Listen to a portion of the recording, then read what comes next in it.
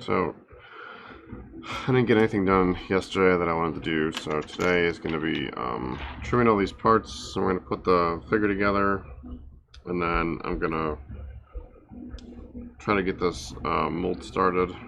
I really wanted to have some of this done yesterday, but it just didn't work out.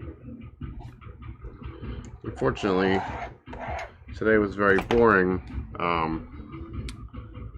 in the news, which is good. So we can actually try to be like kind of productive and like not freak out about, you know, the world being on fire. Well, less so anyway.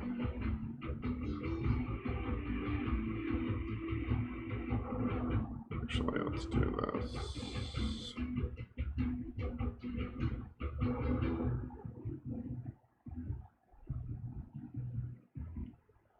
Okay, so that doesn't work.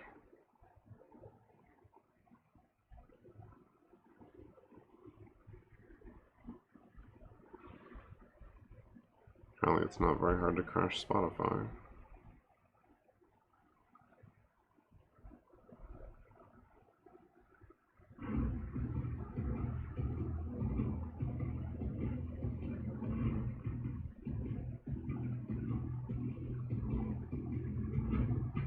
Yeah, we'll just keep texting off to the side. Okay. So, put on the dust mask for sanding and stuff, so we can not breathe in too much of this crap.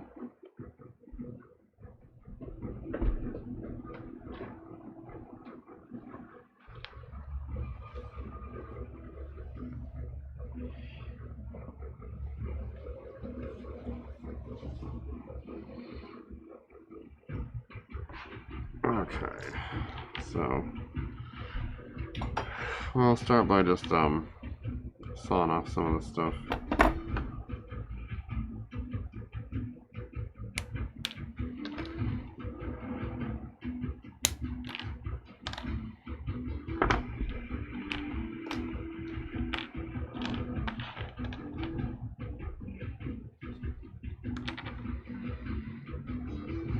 What Twitch's problem is today.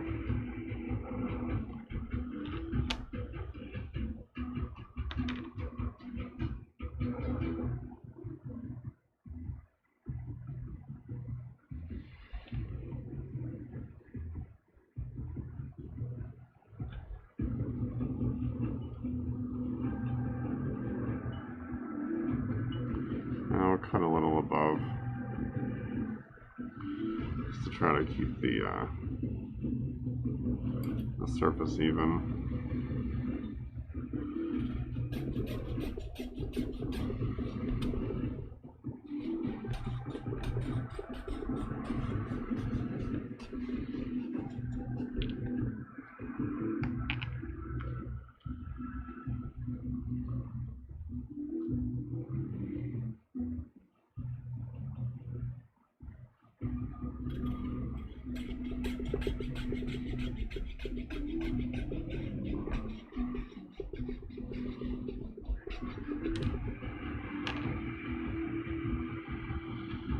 Okay. So these things I'll just clip off carefully. I'll probably have to just sand the rest of it down.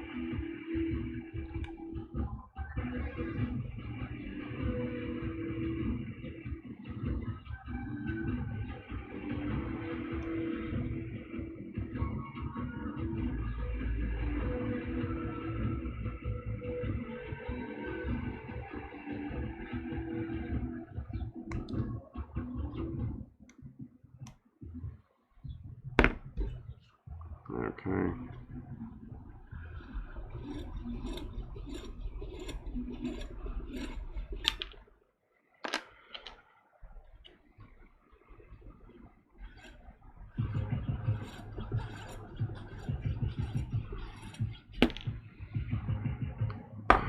This jeweler's saw is really helpful as far as trimming this stuff. It lets you get like pretty close to the space you want to be. And you just got minimal like trimming to do at the end.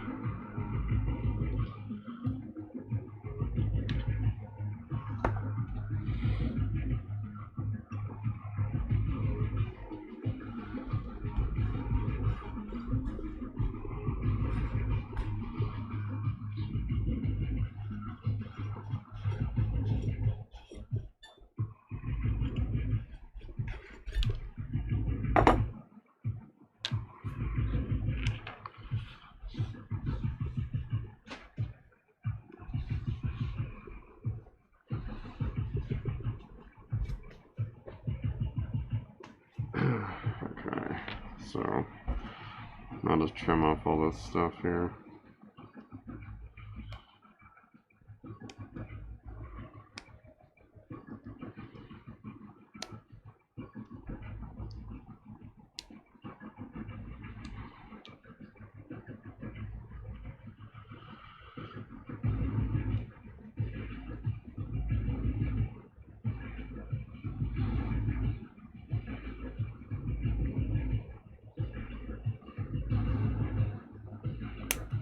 Oh. I'm gonna try to do it all as one piece, but I guess not.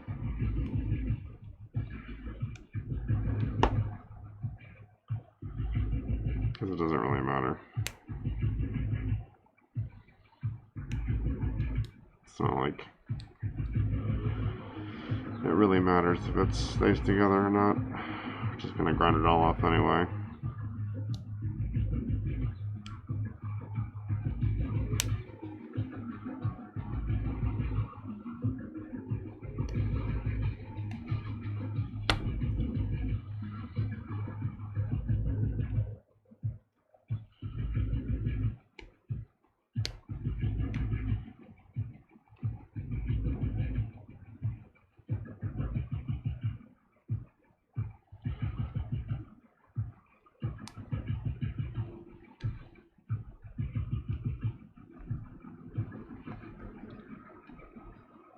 I have to just grind off this like back corner. Jesus Christ. Cut myself one day on this thing. I just have like butterfingers too often.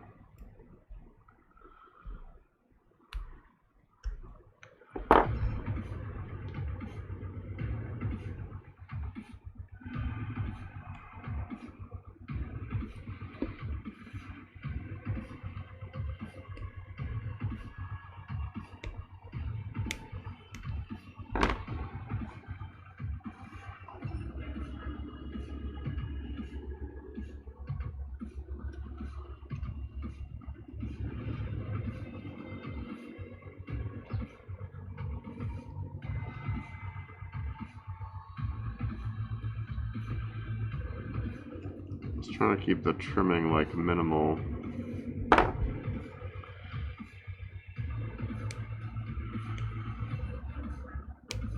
think the next time I do these I could probably use a little less venting. I was a little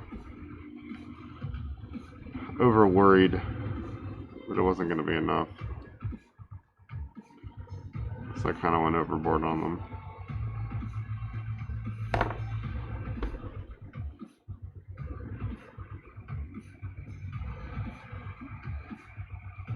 But they've come out pretty good, so I probably can go a little easier next time.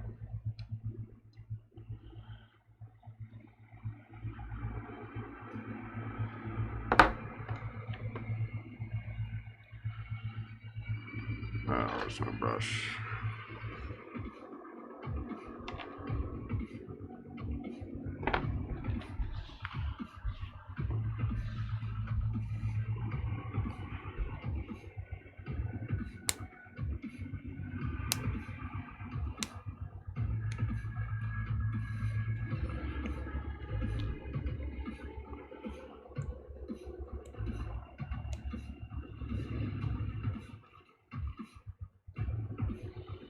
Even if I did over vent these a little bit, I'd almost rather like have a little too much than not enough.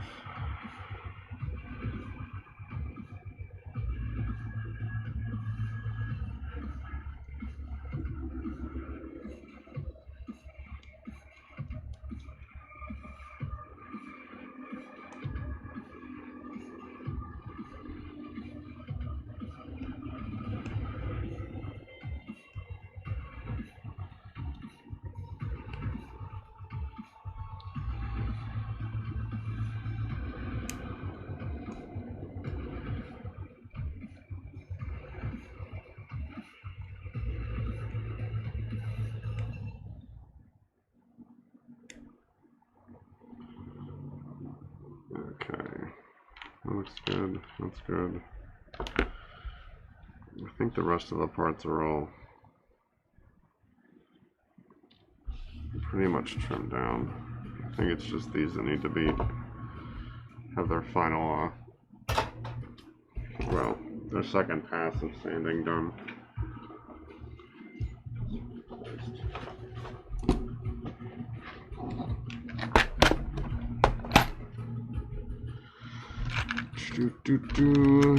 Let's see.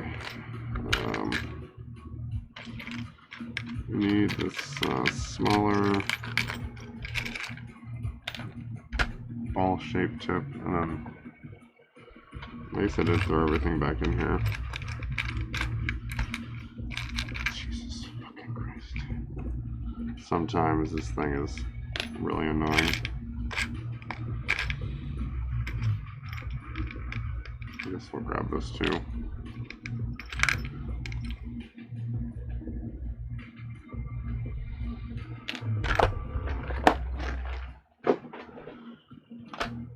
Okay, let's see. So we'll get the big stuff out first. With this.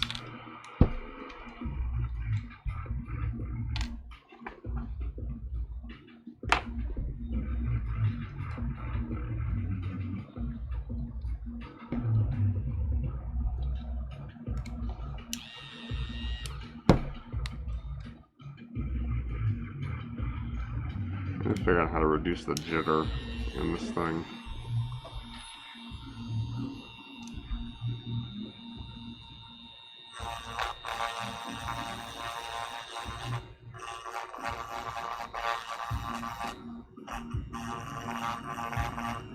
Actually, let me put my little magnifier glasses on. These things are actually pretty helpful. Helps me not get my actual eyes too close to the flying plastic bits.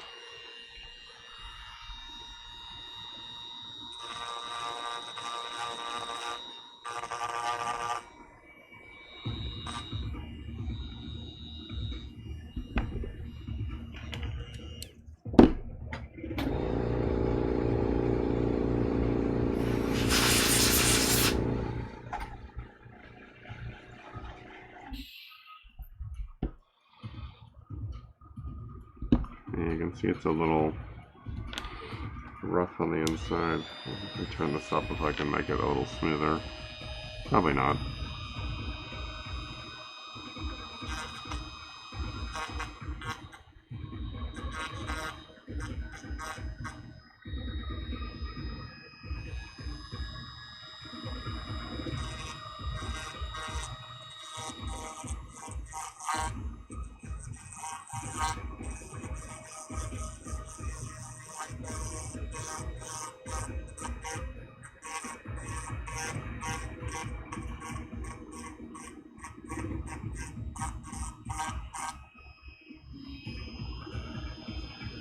The problem with these inner parts is I can't I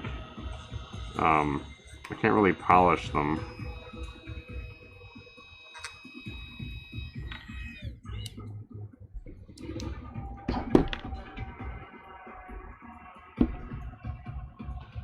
So I have to just try to do as best I can. There's a little gap right here, which is kind of annoying, but whatever. It's not too important.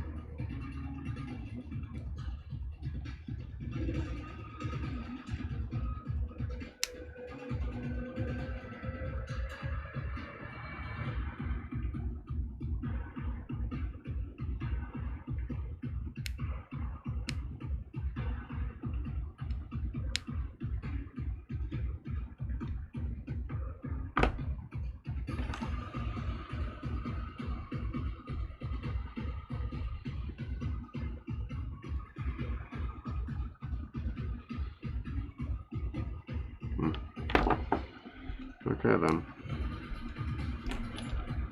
Guess I'll try this part. I haven't used this triangular grinding bit very much.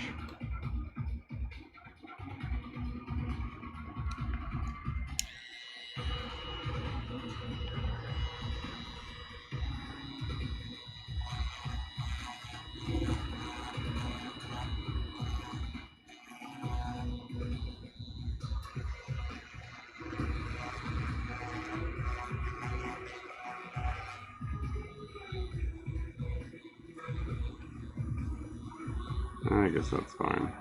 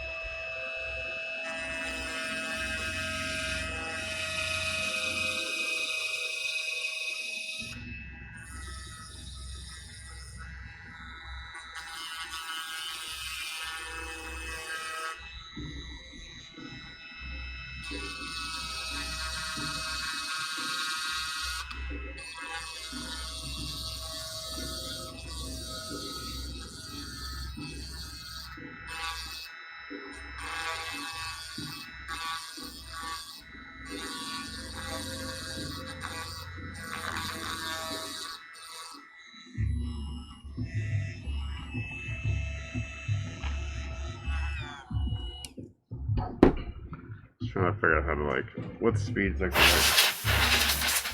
like, the right speed for clearing out these parts without taking too much off the top.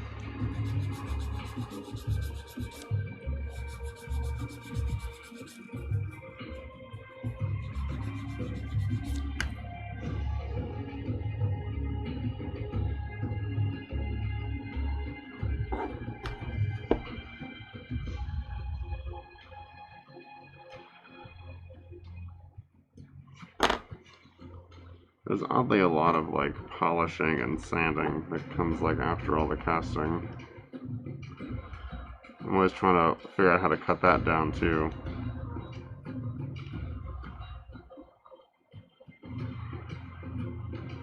Haven't figured it out yet.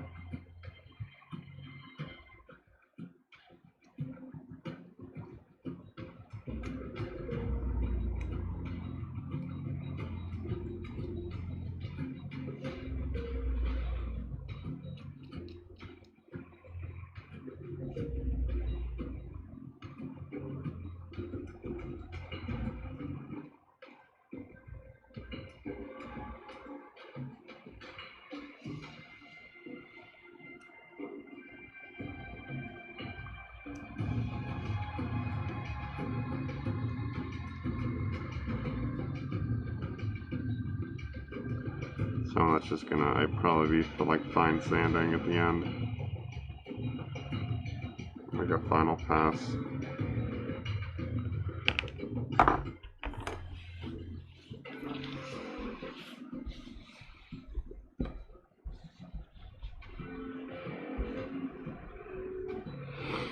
Alright, so that one's okay, so we'll do this one. So I got these.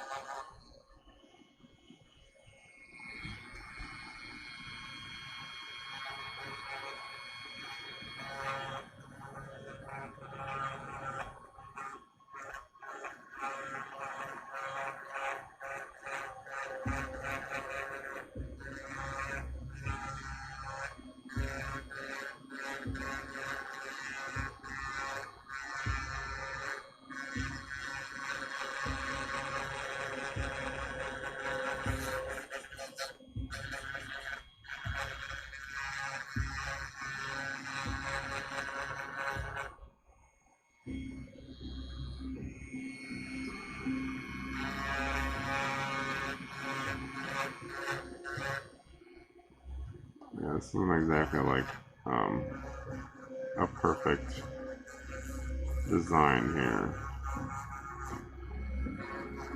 but doing the best I can with it.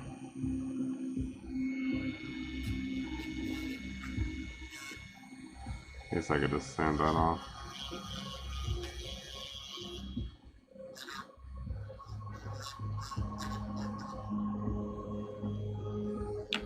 Alright, let's get that top part.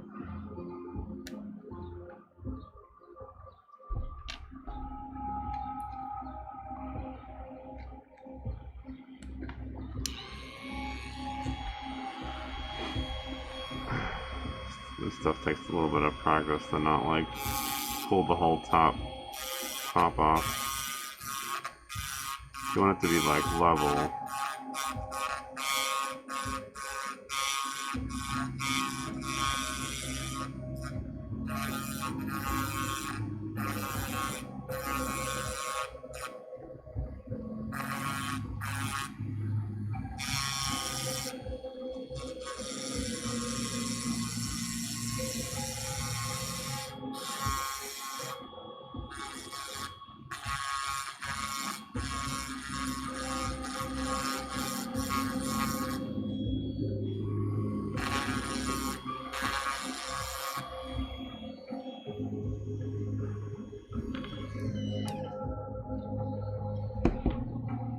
Okay. Just finish this off. Try not to make it worse.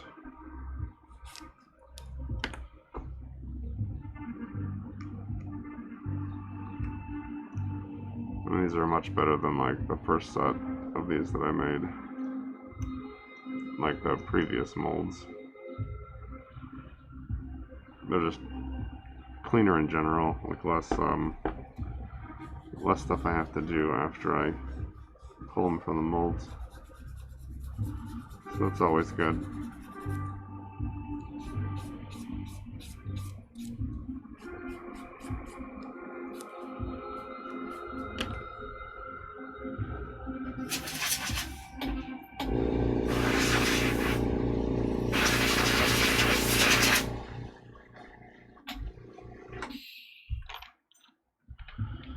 I'm gonna start keeping these things off to the side so that I can clean this off more quickly.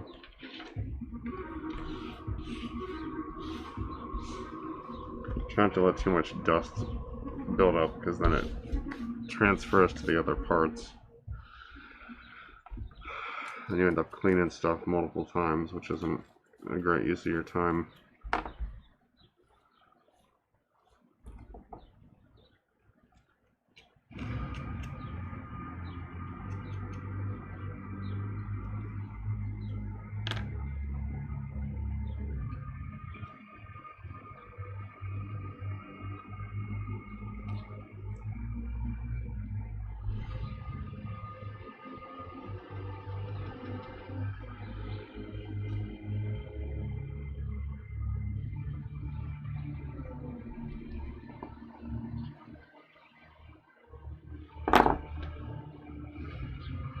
I tend to be kind of a perfectionist, which makes the like refinement part always take longer than it should.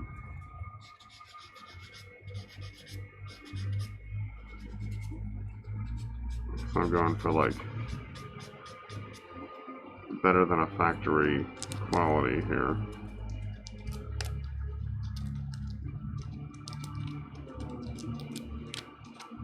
So it takes like a bit more patience to get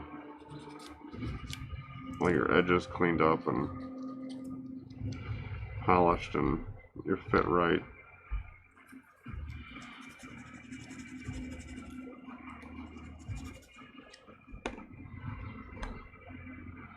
Let's see if these fit together like they should.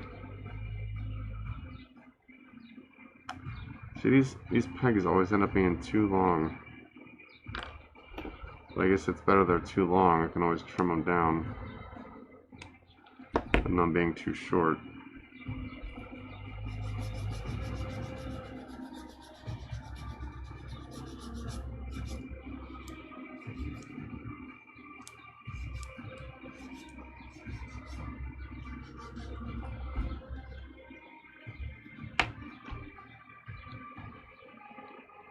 So that's an easy thing to fix later. Yeah, so that fits together. So let's this thing needs polish, but let's test fit this piece. It should fit in here pretty well. So that looks good. It's got like a pretty snug fit.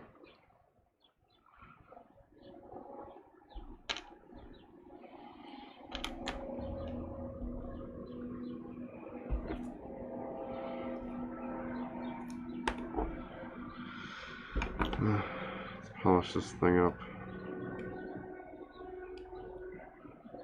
Turn off all these burrs.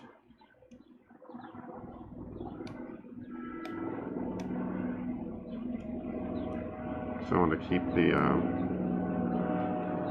try to keep it as spherical as possible.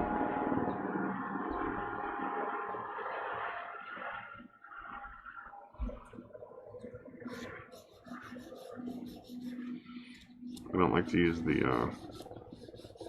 Dremel here. It's too easy to carve out chunks of it accidentally.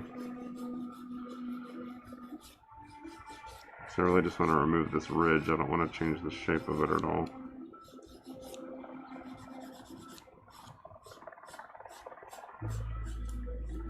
I'm really just smoothing it down. The ridge can even like stay if it's just slight.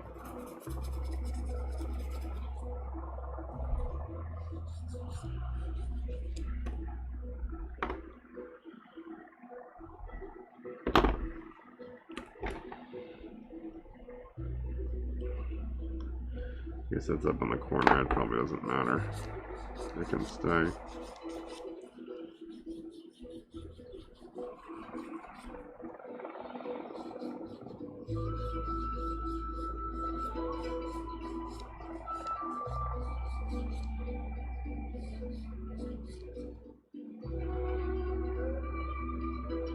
And I'll polish this somewhat later. It doesn't need... It doesn't need much right now.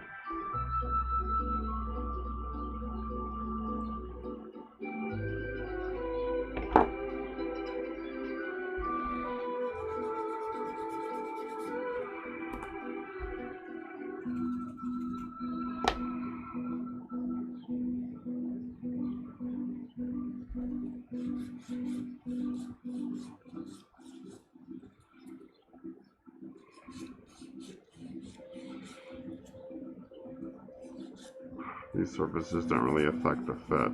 It's more just removing like burrs and anything that's like a little sharp. I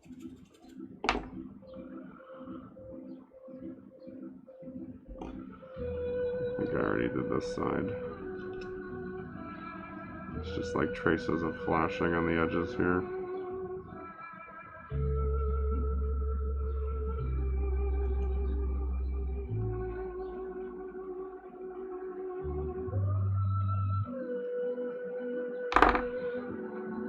I'll just have to carve this down. Which I could probably do with a sanding stick.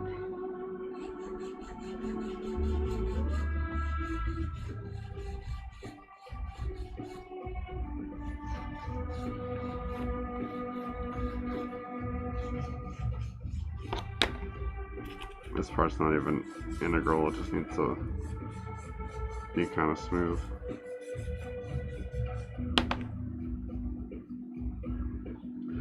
Alright, so the pelvis is done. I'll work on this.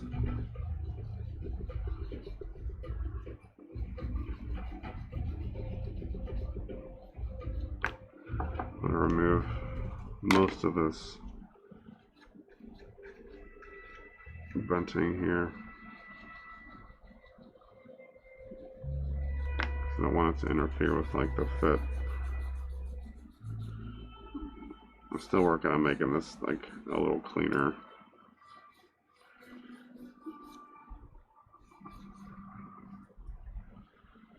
Okay. So clip off this excess. I'm just going to go over this.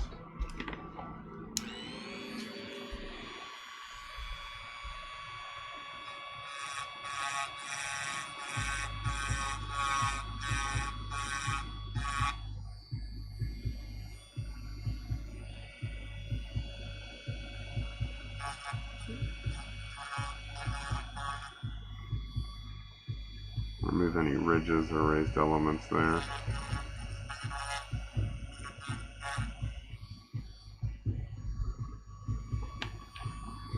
Do the same on this side while we got it out.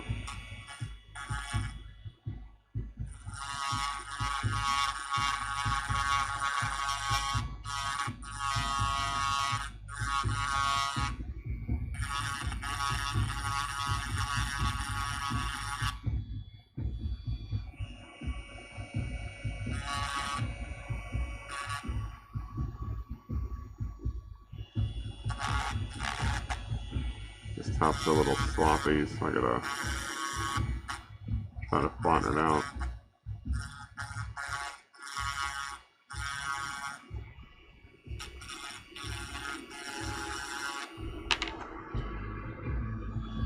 It's really easy to take off too much. You always gotta be go on about it a little slow.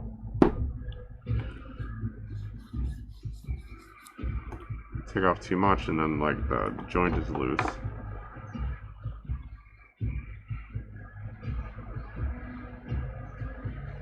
A little bit of flashing on the side here.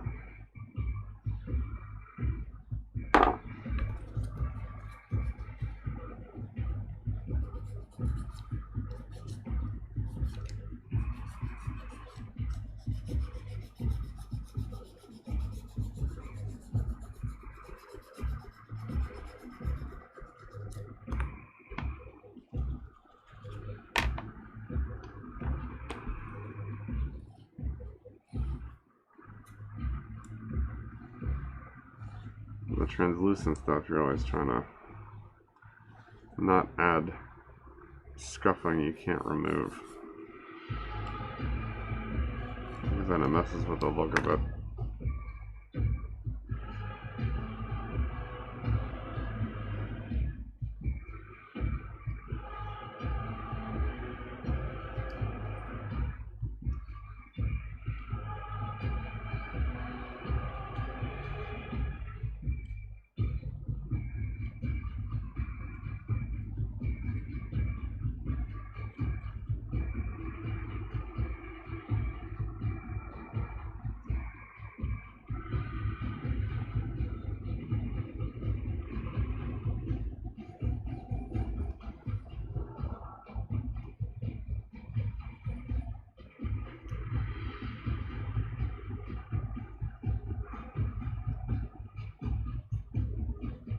Couple little air bubbles that like were in the mold, but these little bits are pretty easy to trim off.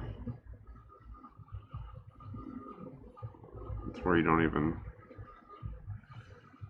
even tell they were there once it's like done.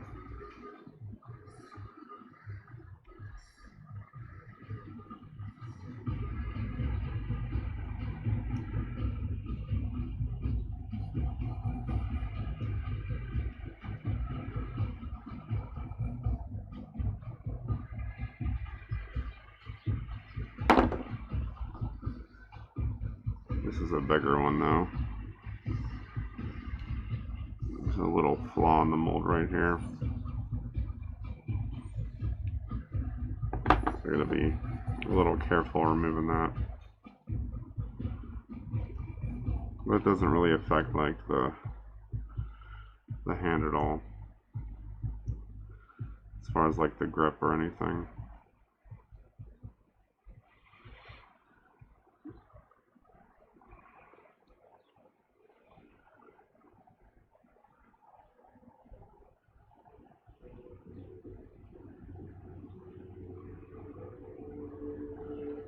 Try to use a knife as much as I can for these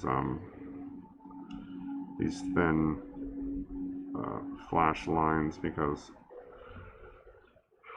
they don't leave scuffing behind like the sandpaper does. That's less I have to try to polish away later.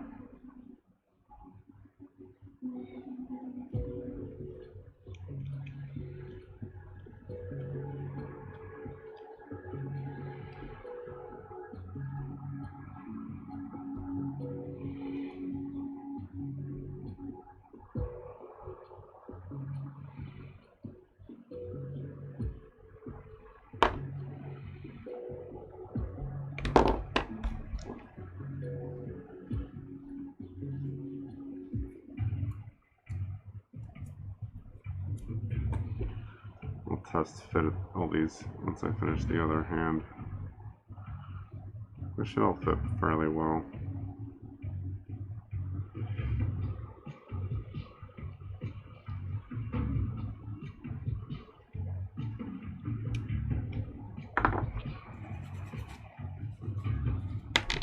Oh, shit.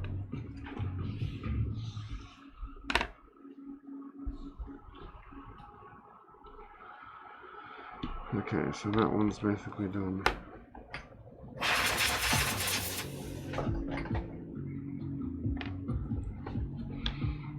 Finish this guy up.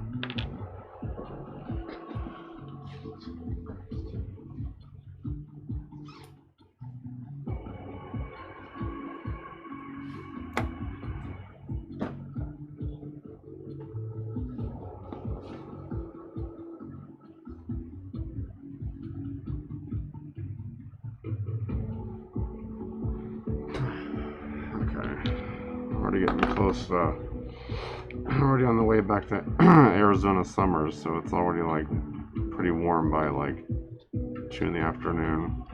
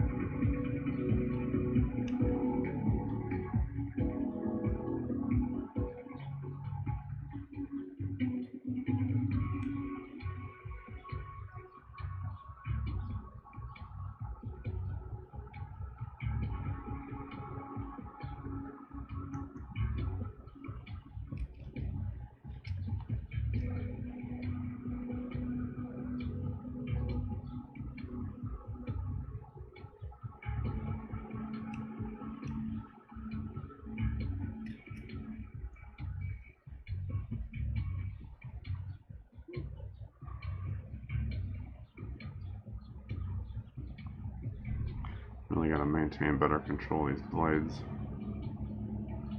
Like, slips out of my hand a lot.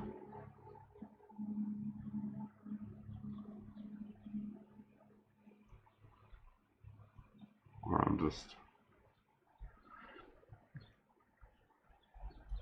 moving faster than I'm thinking, so then I fumble the blade and drop it.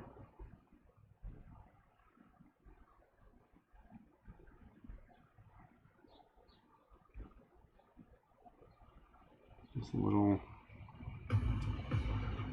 bits between the fingers. There we go.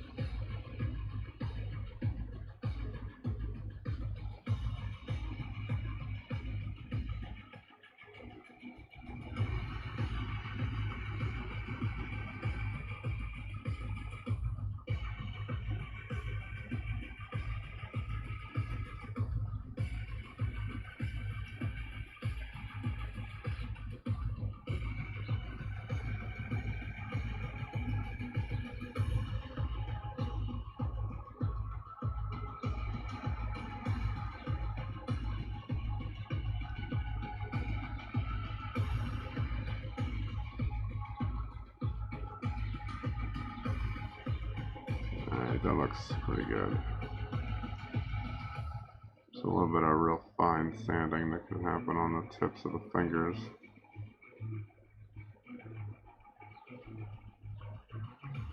I get too like in the weeds where I start looking for every little burr and defect I can remove.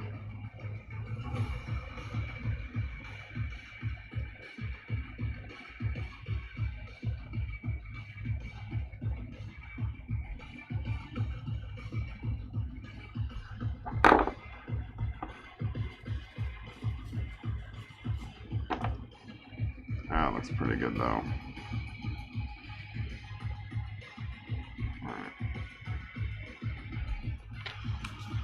Let's see. Let's get the rest of the guy out of here and try to slap them together. Now, I guess I could trim down this head since I got a bright one. We'll swap out the boots for the brighter ones. So I gotta trim these next. So I guess I got a few more things to do here. So we'll take these parts out and we'll put those back.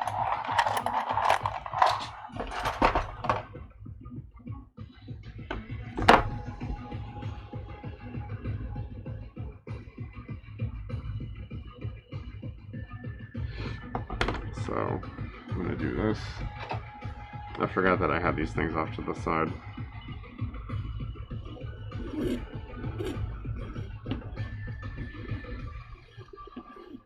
I've been having trouble with the pelvis mold, so I was like so focused on that I forgot to trim these down.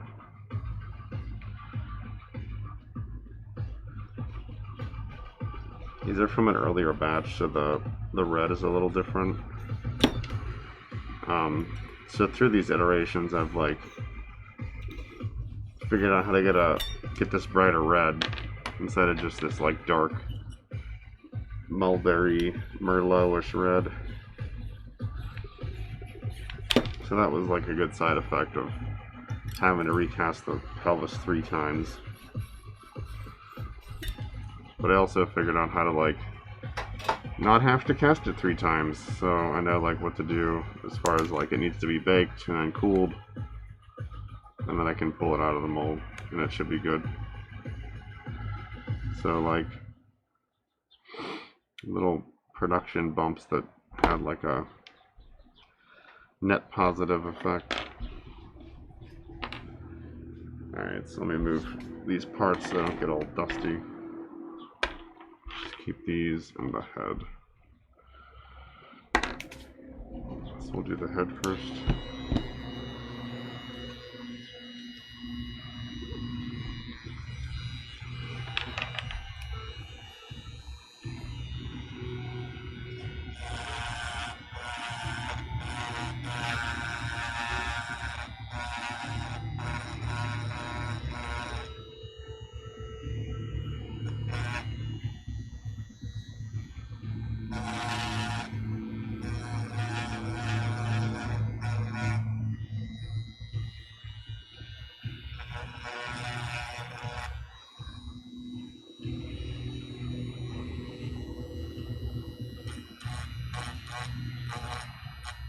I'm not trying to add too much scuffing onto the head. It's like more stuff I gotta finish later. I mean, this probably won't be the head that ships with it, but still.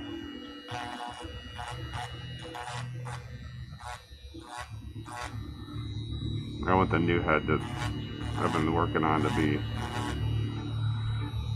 the one that goes with this. Shit.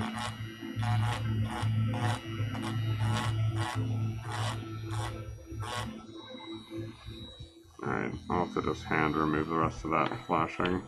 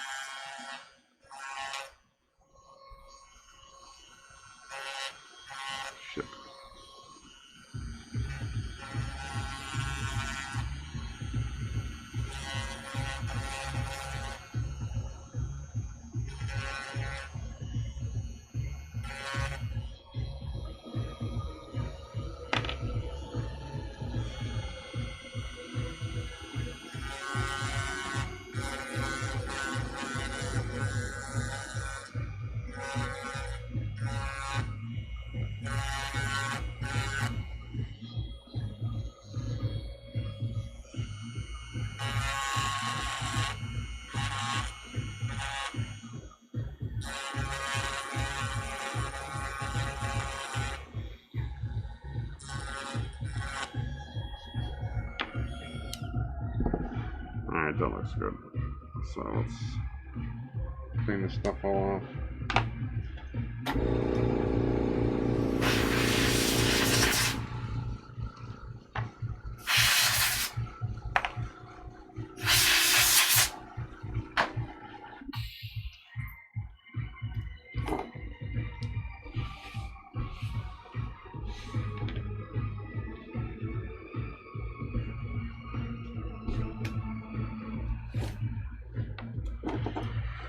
Okay.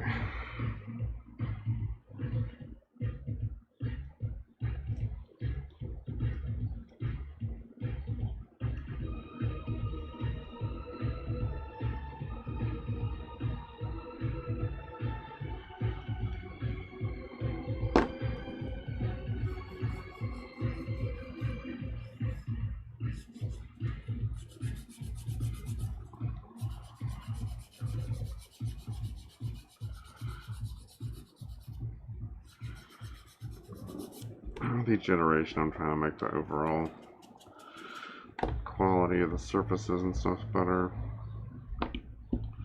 So I can only focus on like certain parts at a time. So I'm trying to kind of like rank them in areas of focus. Kind of as I get like one thing in a spot where I'm happy with it, then I can like devote the mental space to like look at another spot.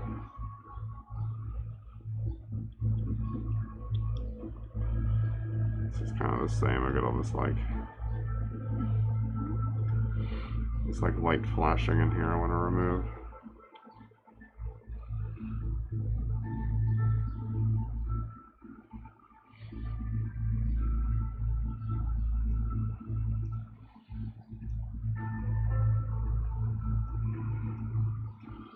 So I don't want to have to sand the surface if I don't have to, at least not very much. Because that's like another surface I have to like polish. Just takes longer. I mean, it'll need a little bit. I can feel like a ridge there. A slight misalignment on the mold halves. Not too bad though.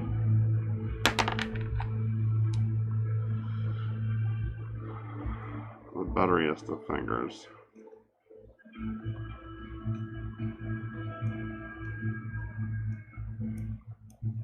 Okay, that's not bad.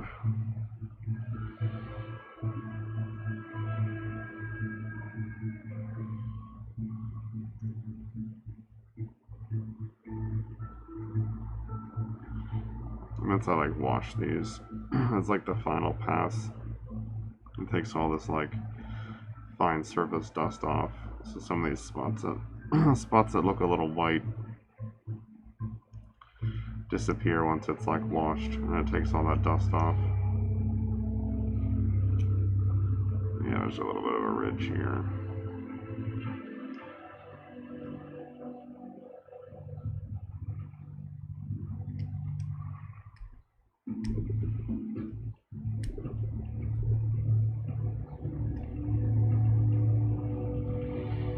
Like these don't need to be like flawless. I mean, I can get a little ridiculous sometimes with this.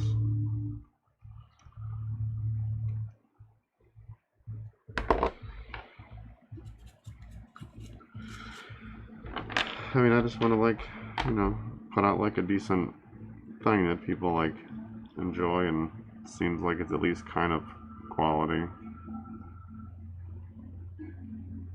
Because like being handmade, you kind of have the opportunity to like remove little flaws and things that maybe a production line can't do.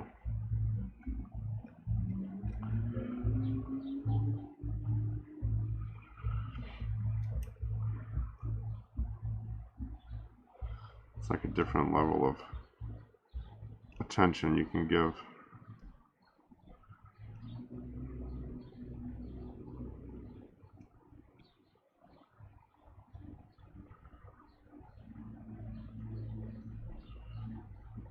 So be careful not to like add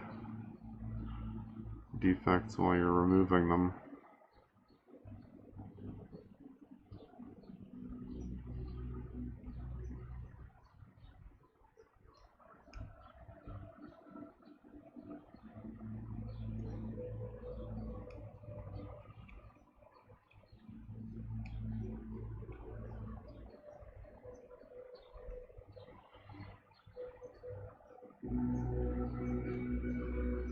Yeah, like the direction of that ridge shifted halfway through.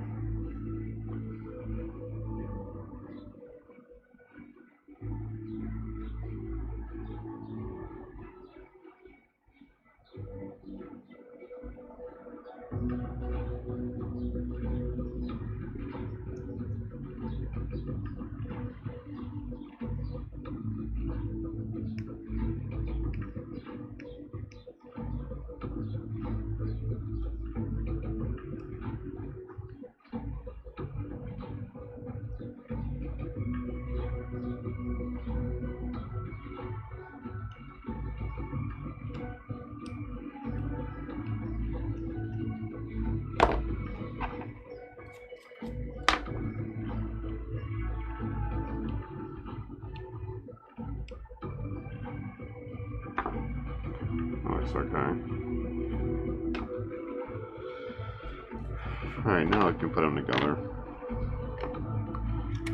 So, let's get all this dust out of here first.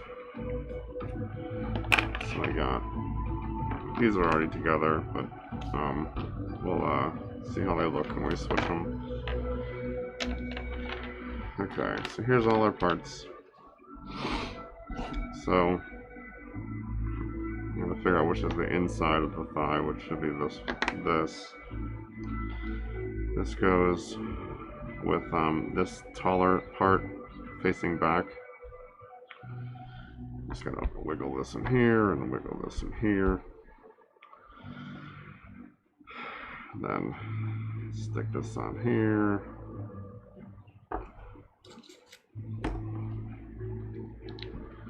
Stick that on there. Pop the head on. You probably should have a black head instead of a red head, but I was using it as a dump mold, so it was like excess. So we'll stick these arms on. And then we'll put the boots on.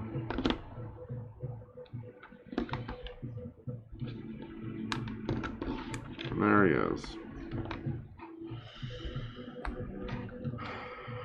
There's our guy. Now, like, this is loose, so I have to work on,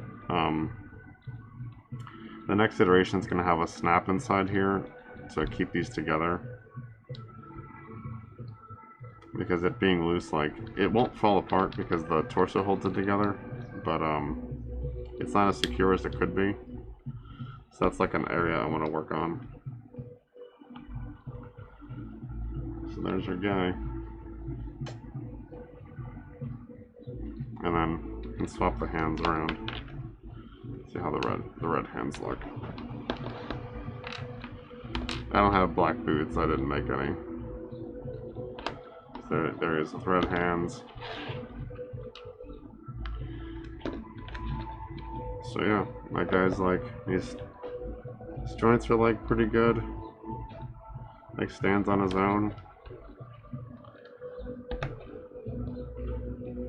So that's pretty cool.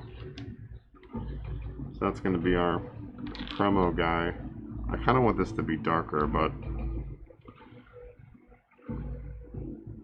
it's okay. So we'll stick him off to the side with his hands. That'll be, actually, I'll put him in, I'll just put him in this bin so I don't lose his parts.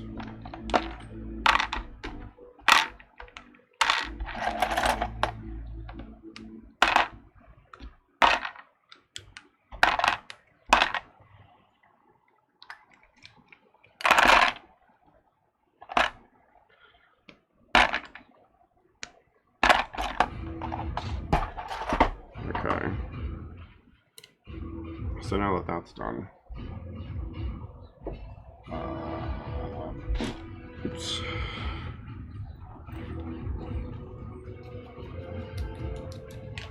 So now I can work on the accessories pretty much exclusively. I might do a little more casting if I have some time. I'm gonna toss all this scrap into well, the pieces I can use anyway. So these bigger pieces I'll keep. these little scraps I can't use.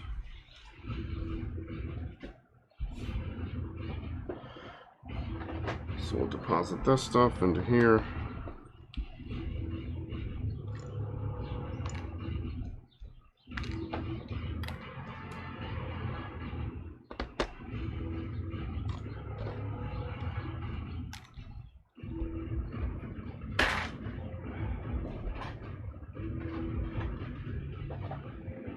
It's good to have like a plan for your scrap so you know where it's gonna go. Alright, so I'm gonna work on this mold, and then I have a little bit of sculpting to do on the sword. I guess the order doesn't really matter.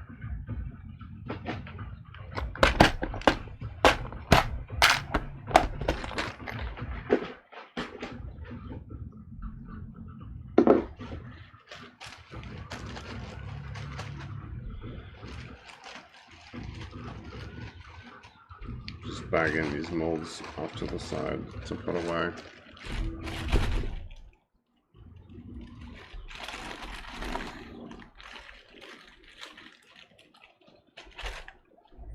I'm actually going to take a bathroom break.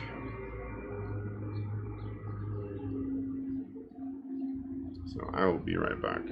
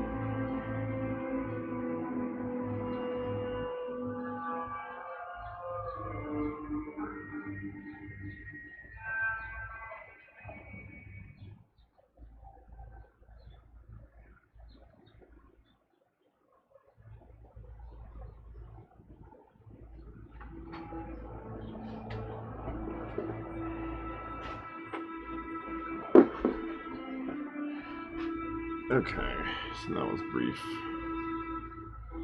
Alright, so let's see.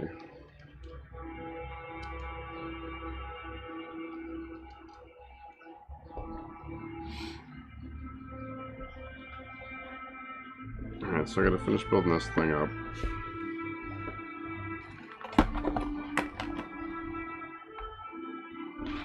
And so my thought is I want to make a glove mold with this thing. So I want it to be a thin layer of brush on silicone, and then I want to have like a shell around it.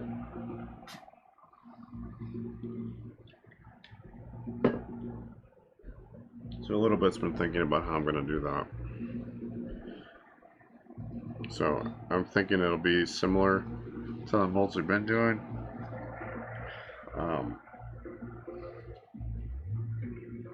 Where it's going to be like the sock style, where there's like a part that goes inside of a bigger part.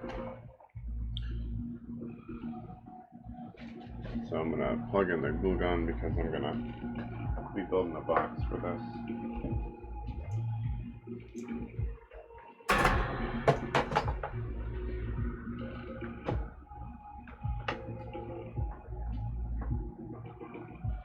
So we'll have this warming up off to the side.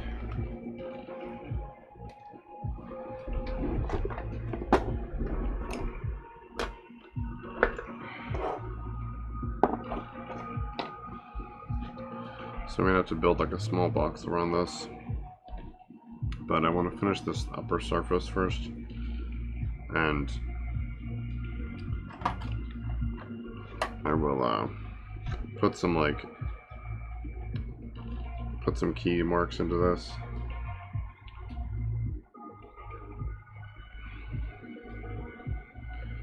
Because so I can start applying silicone before building the box.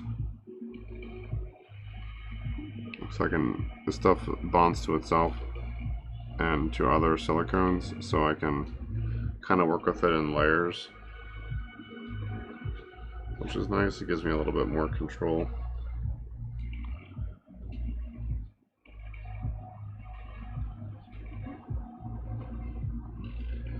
So the first step is basically just defining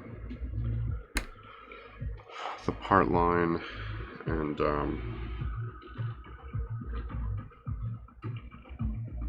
putting in the keys.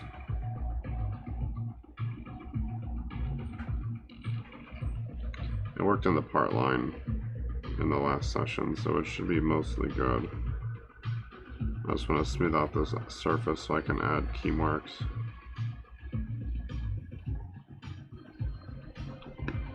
So I want to start layering the silicone on around the part itself.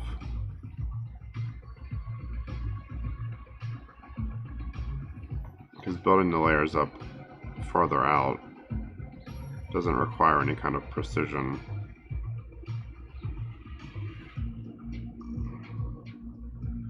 It's really just the first couple of layers that matter.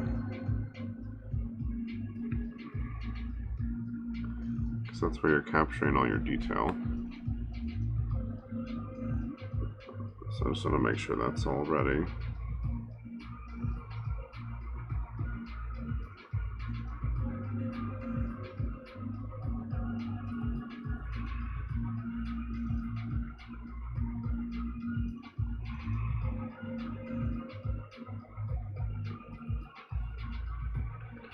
This process will be a compromise. It'll be slower because I don't just pour it and set it aside. But it's also why I'm trying it out on a small part like this head, because if it doesn't go exactly how I want or whatever, like there's no terrible like loss or setback.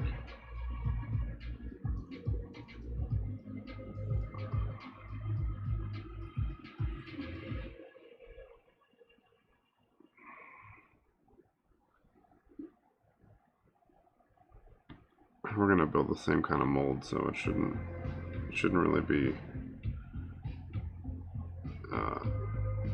really be possible to like mess it up, because we're not really doing anything new. All we're changing is the construction of the mold itself, not the shape or how it fits together.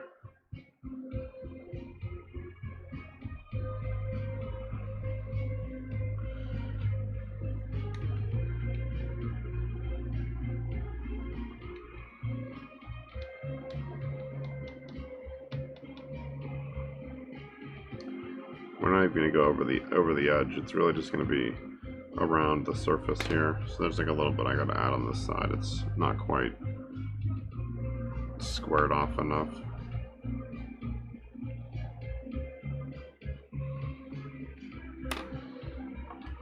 So I'll get another tool for that. Where is it? There it is.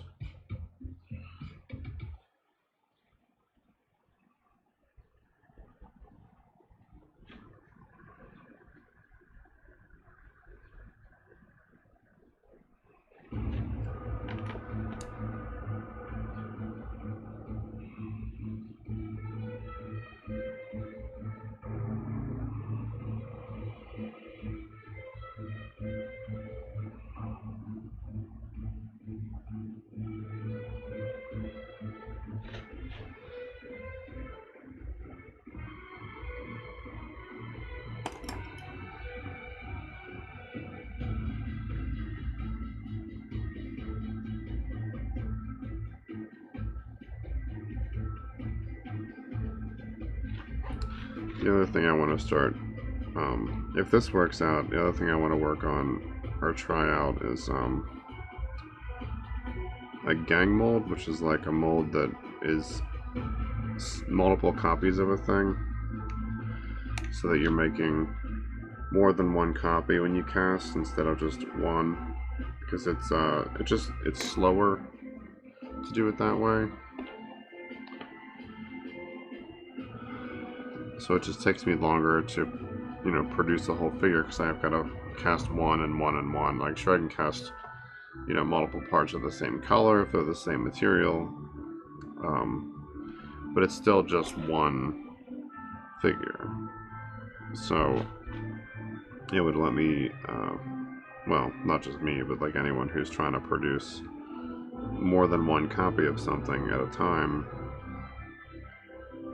the ability to do that.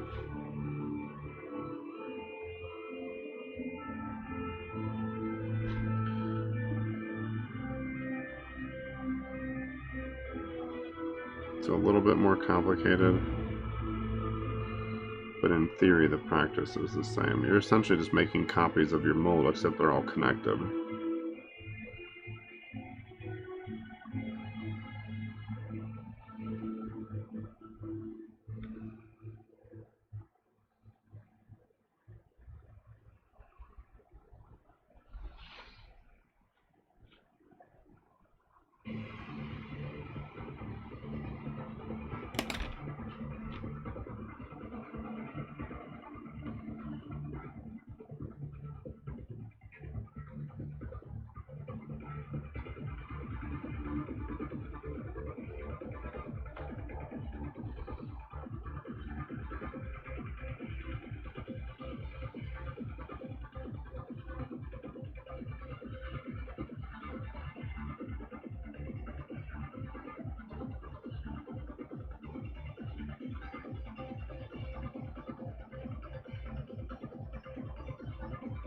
Just trying to get this the structure a little more square than it was.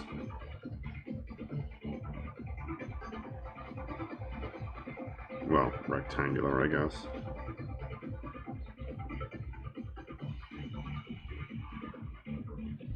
This front can probably be a little bit wider, so I'm going to build this out just a little bit more.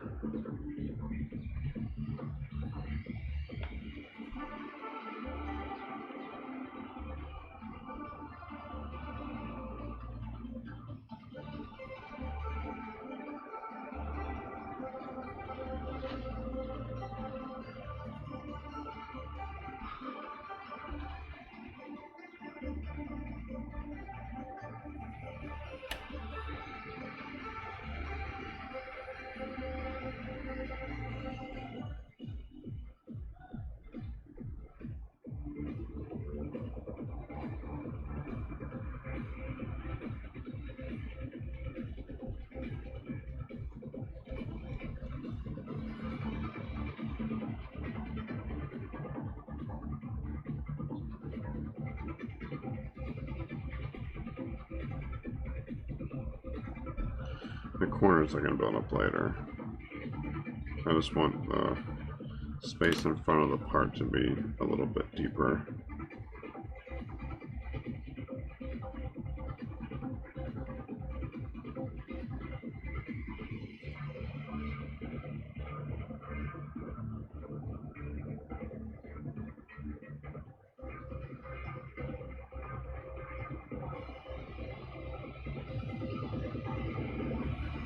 Okay.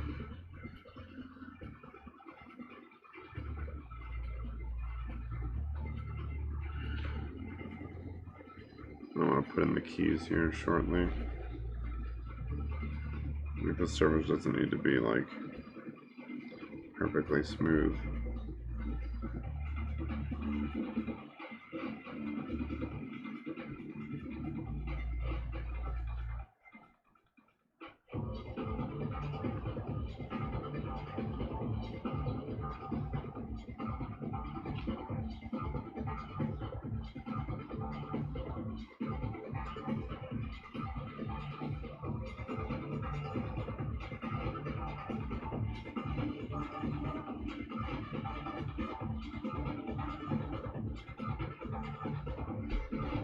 Just trying to create kind of like a sunburst texture to the surface where it's like lines all moving away from the center. It's nothing significant. It's just a small way that you can help the mold halves fit together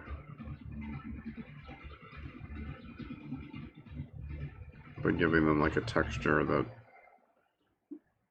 creates like, you know, lines that want to force themselves into place.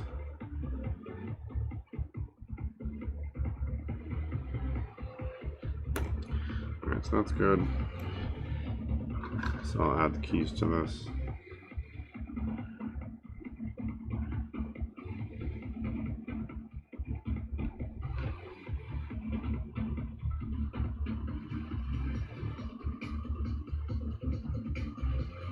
Because we're brushing this on, we don't have to think about like the flow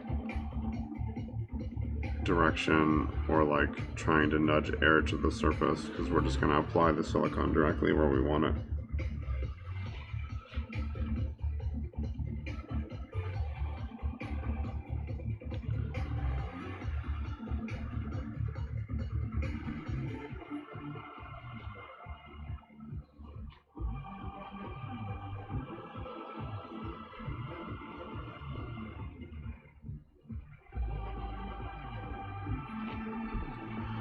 Alright, so that's good.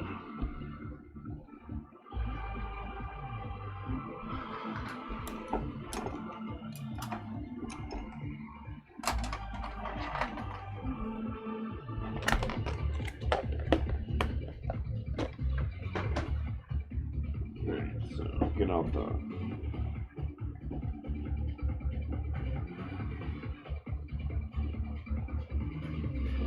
some of these Rebound 40. Stuff I've been using off and on. Oops, you can't. I don't even know what direction we're going with these. There we go, Rebound 40. Okay. So I'm gonna have to mix these up because I haven't used them in a few weeks. So it's possible they may have separated a little bit.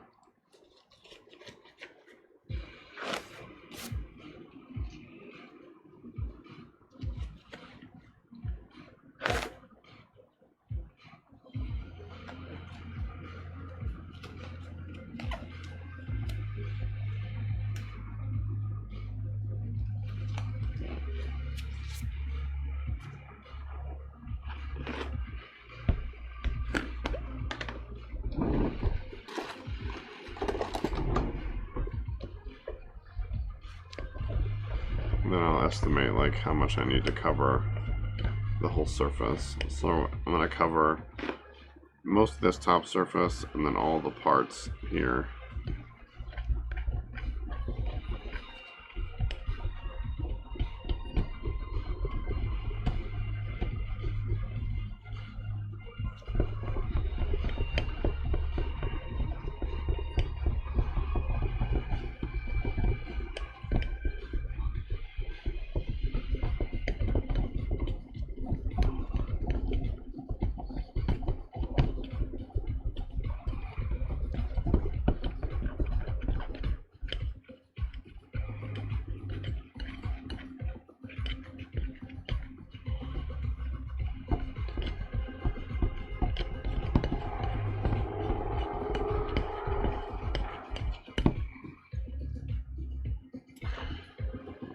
Do the scrapey scrape.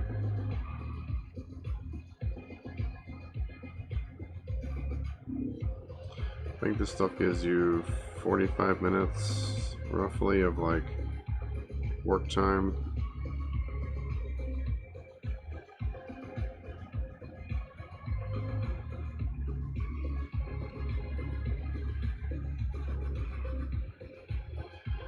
If you're new to molding, a brush on might actually be a better way to go,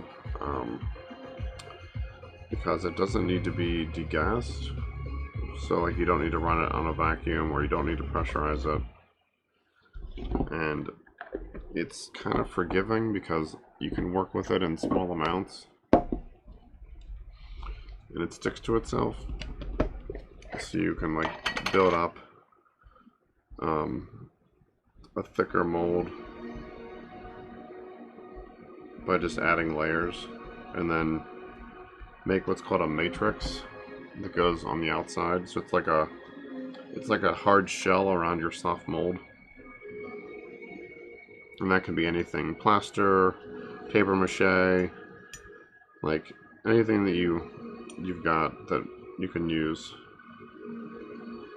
Plaster is really cheap. It's a little messy to work with, but it's a lot more forgiving than silicone can be. And when you get into like bigger pieces, everything is going to be a glove mold. No one's going to build a giant box and put, you know, submerge it in like a gallon of silicone. That's just like super wasteful, and the mold would weigh a ton.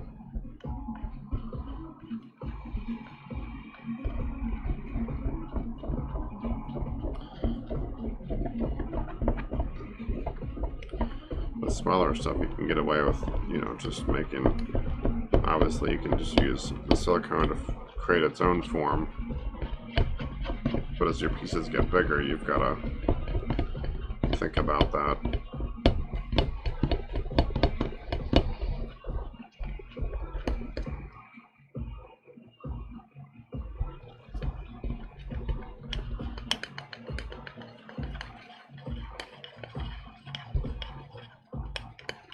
And whatever you don't use will cure in your container, creating a block of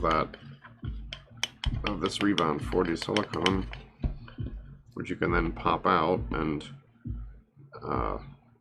when you mix up more, you can brush a little bit of the new stuff on and then just stick the clump to the old stuff, and it'll bond to it, becoming part of it. So you can get kind of creative with like how you're working with it.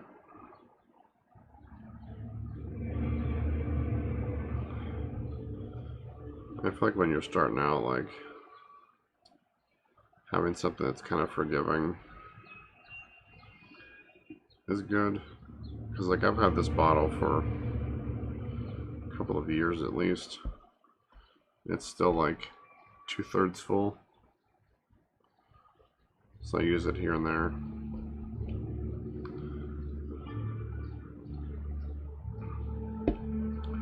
But it can go a lot farther than a pour on silicone because you don't need as much of it.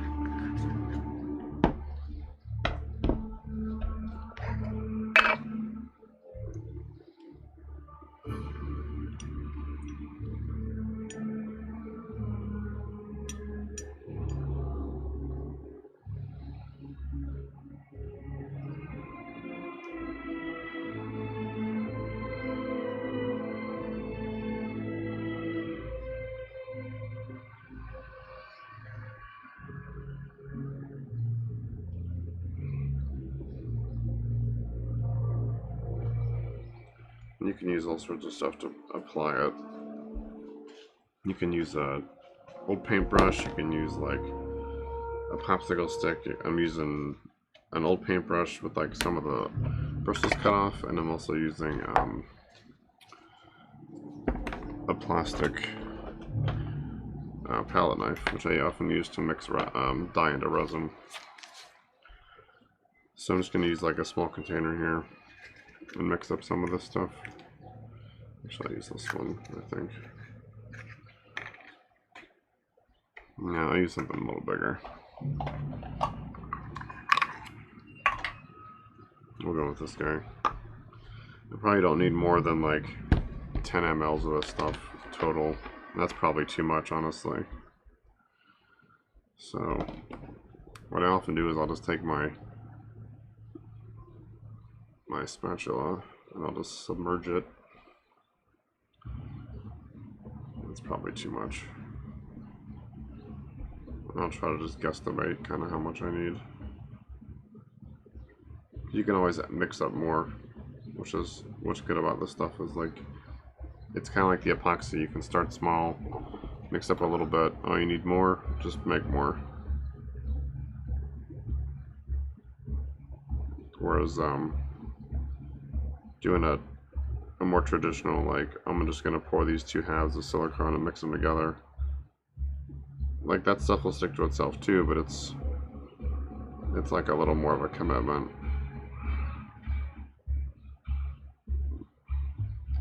Brush on's versatile because you can kind of almost like sketch with it, if that makes any sense.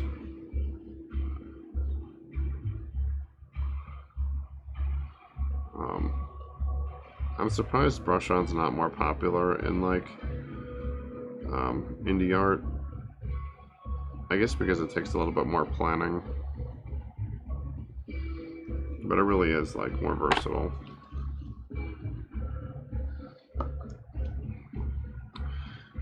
I could have used a wider container, so now I'm just like trying to scrape it off the sides. Alright.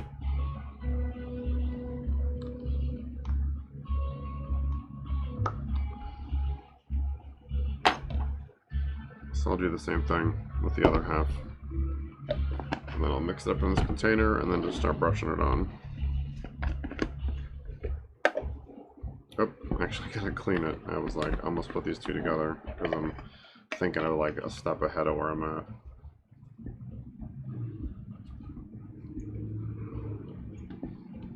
This is just mineral spirits. It's a pretty good solvent for silicone. I'm making a brush on mold, Tacitus. So I'm gonna make a mold of this thing, the head, but I'm gonna use brush on silicone instead of like pour on silicone. So I'm trying to like use less stuff, and this gives me a little bit more control. So now I'm just like measuring out how much I'm using.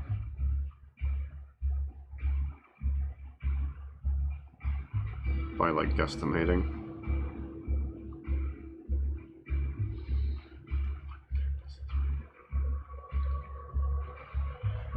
That's probably too much. This stuff's a lot thicker, so it doesn't fall off the spatula quite as easy.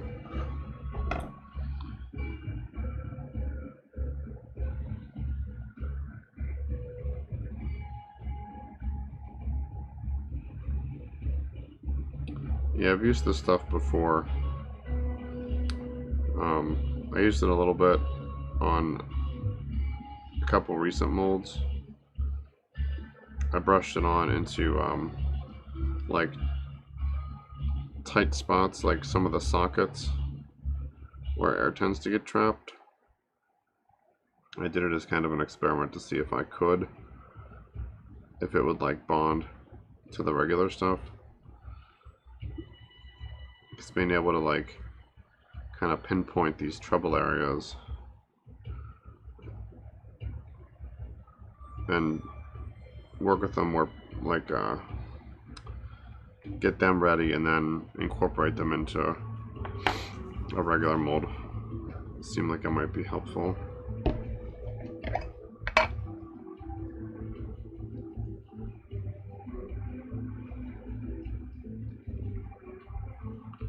Just gonna clean this thing up real quick. I'll probably just stir it up with that palette knife and then use that to start applying it. I've also got a brush I'll use.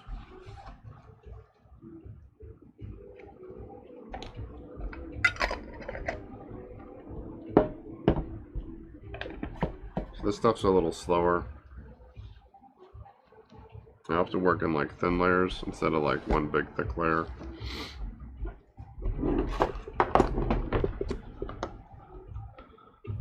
So I'm just going to mix it till it's stay the same color, or it's kind of a consistent color.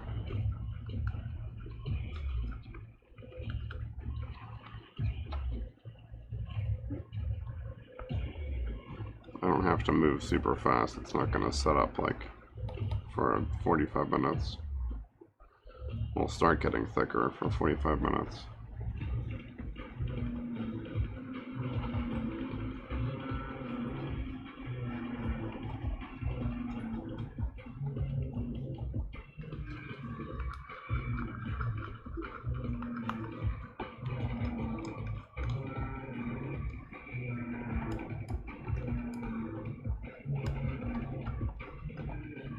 Okay, so that looks fine.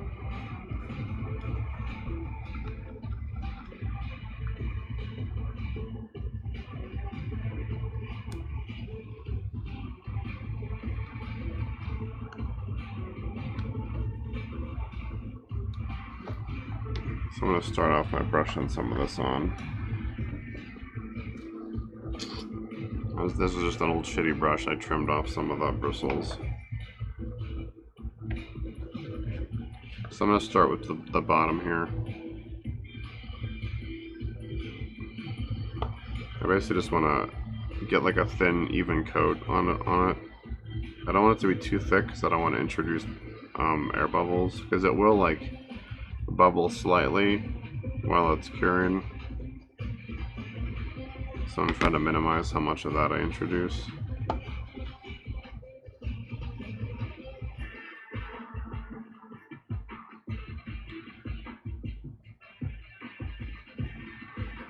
Because you're brushing it on, you can get into all the like little crevices and stuff.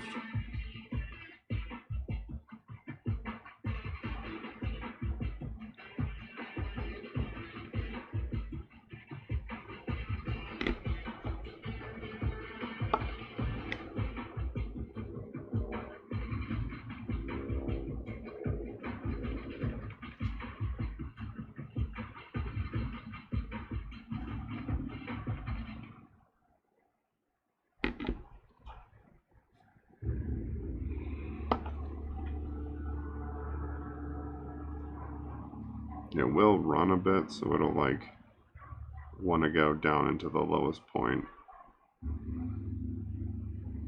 and collect there.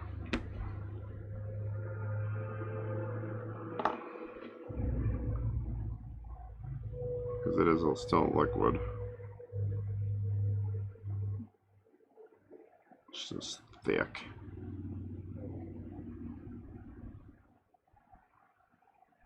All your first coat's really doing is you're trying to just get it on everything. You just want to coat the surface. You don't want to worry about like bulk or anything.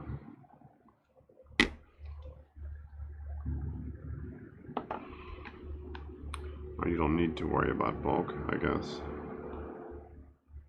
You do that later.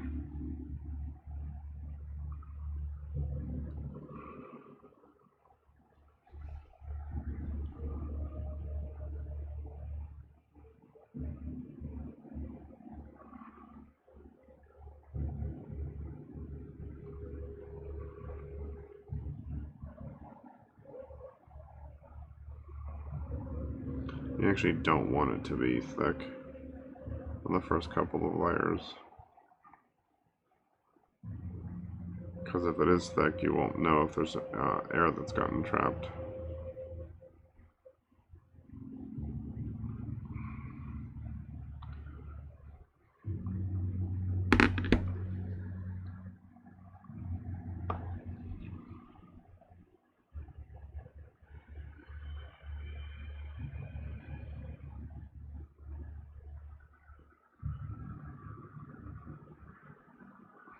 The top layer should just be a thin coating.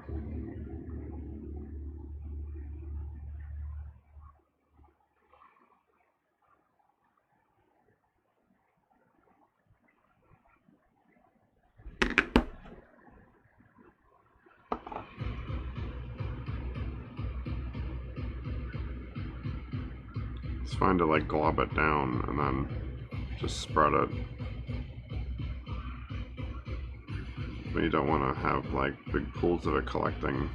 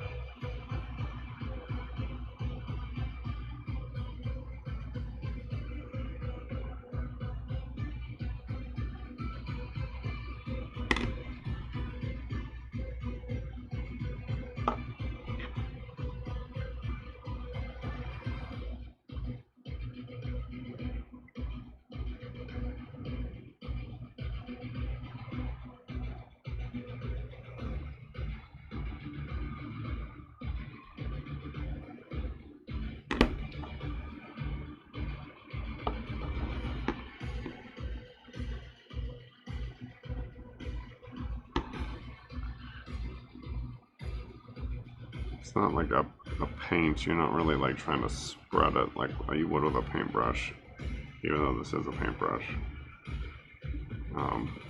More just like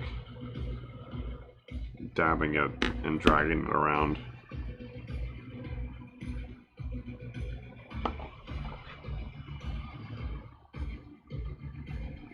What up, Xanoramus?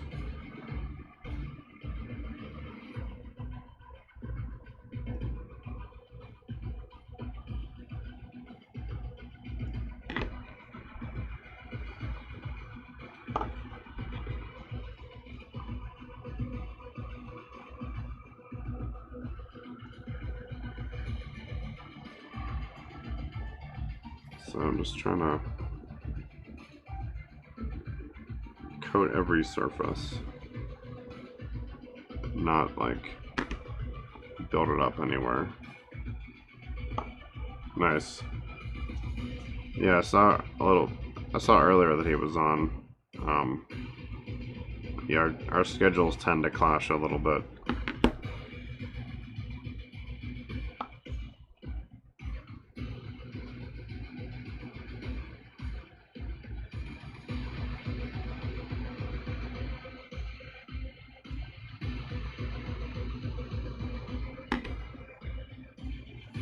Oh, I'm okay.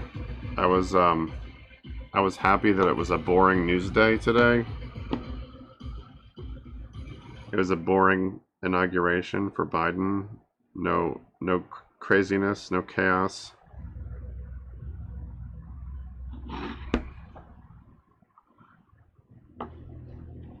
So I'm just trying to move on, you know, making more stuff and trying to be positive for the new year.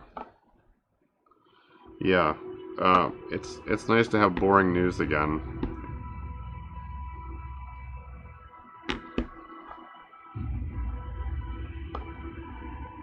Definitely.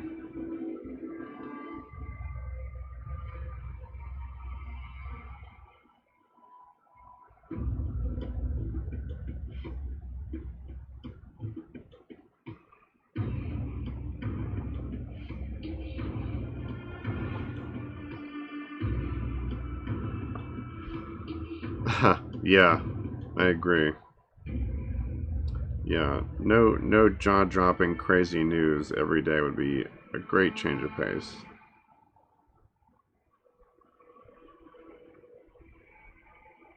A little bit of sensible legislation would be good, you know. No crazy racist policies or anything.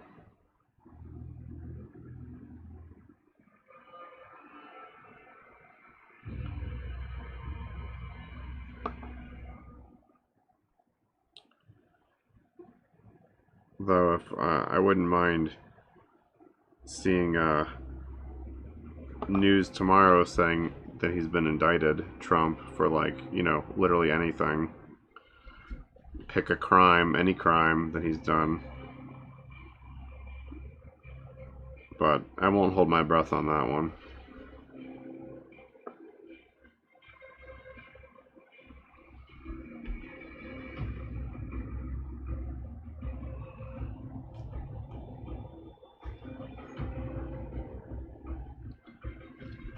If he just disappears, that's probably enough.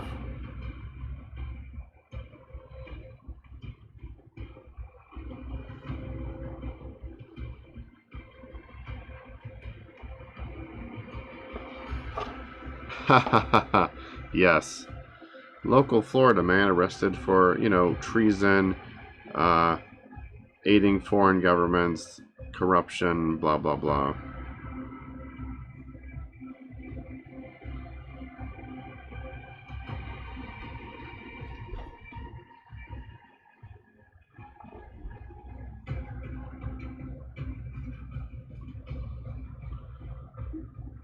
I figure he's got a lot of targets on his back, so someone's gonna pull that card.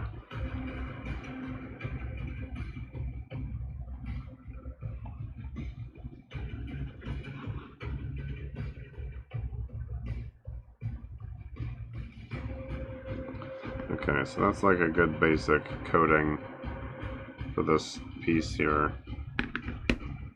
Let's see if I got it. I kind of want to start doing this, but I don't think it's ready yet. So that's how like little you need of this stuff. I still have like a bunch left on the bottom. So I'm gonna add a little bit to this guy. I'd like to have little wells that hold the resin in here. So I'm gonna try to build up around the outside a little bit. So I can make, so these things will have like little bases I can carve down if I need to. Because this is a good, like, not a dump mold per se, but I mean it's a good use of like a little bit of excess resin. Because I'll definitely be making a lot more parts with these connectors. Oh shit, I just got it in there. Oh, actually, I got another mold I can fix, so I can try to do that before this hardens up.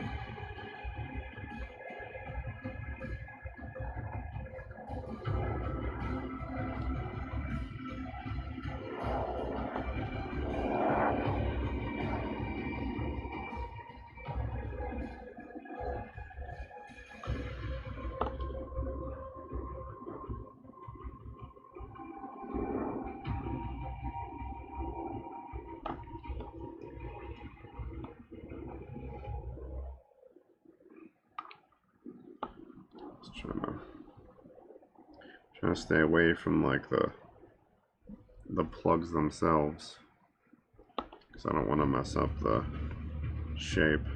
I just want to build like little wells around, or walls I guess, around it, so that it stays, because now they end up kind of flat. So there's not, I have to like kind of just glue them to stuff, but having a bit more of a base for these would be nice.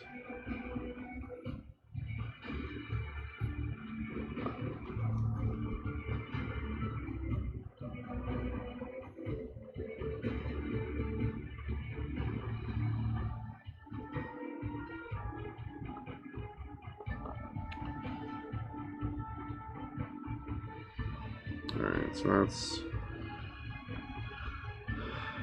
so used a little bit here. Let me grab, I think it's the arm mold that's got some air bubbles in it that I need to fix. Let me locate that mold real quick.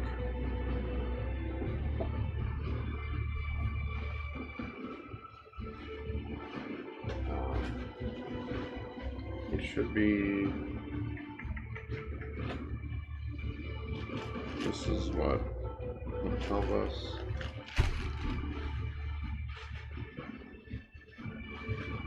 This is probably the arm mold here.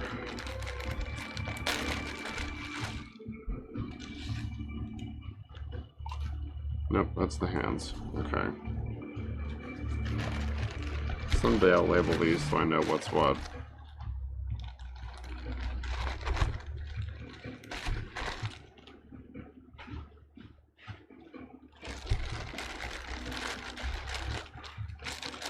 I guess this is boots.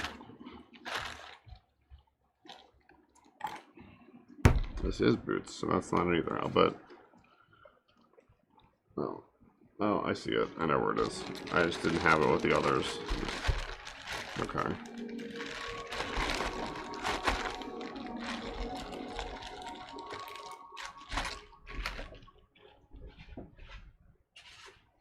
It's a lot. It's like 10 molds for one figure. Oh, that's terrific.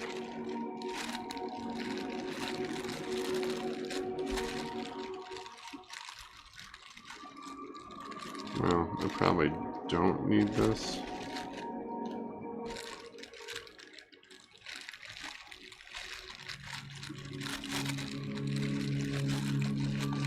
Okay, I guess that works.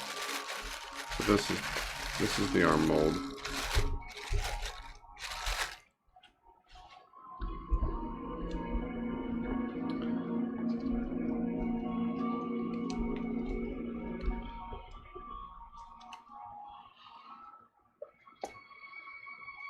Okay, so then there are little air bubbles on these that I need to fix.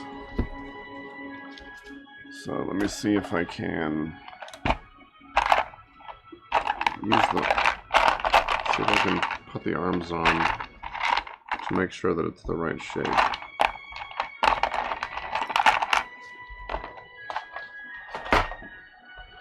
Let's see, so this guy goes here, and this guy goes here.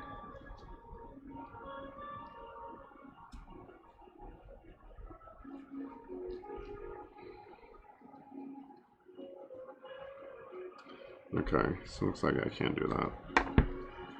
So let me get a little applicator. This fucking thing needs to go.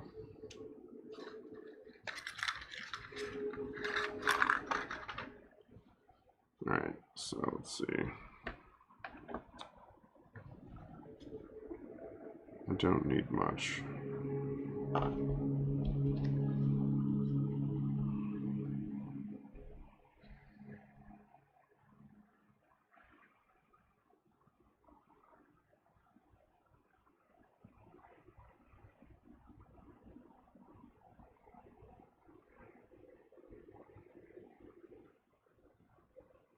Okay, that's one.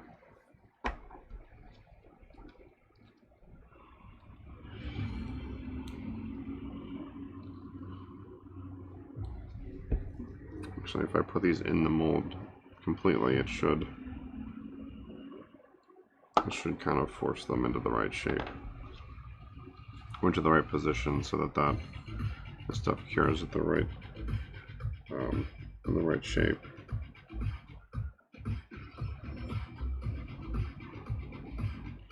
It's like I can work around these little bubbles, but if I don't have to, it's even better.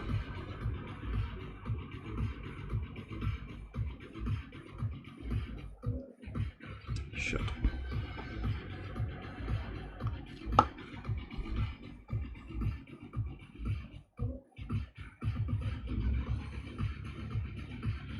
Alright. It's a little messy, but it should be okay.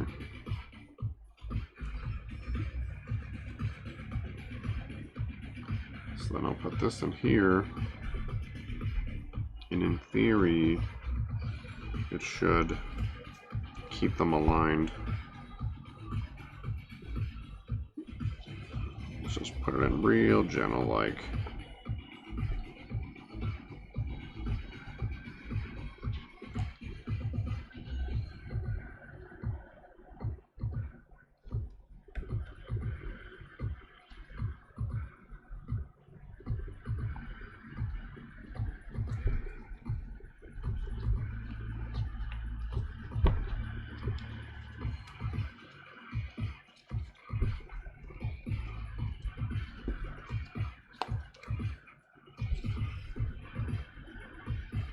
Looks like it didn't align right.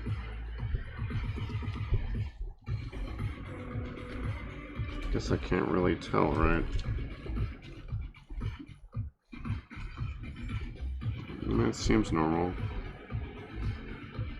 It's a little weird with that backing on it, but... Alright, I'll set that aside and give that some time to set up. So that's one thing that was fixed.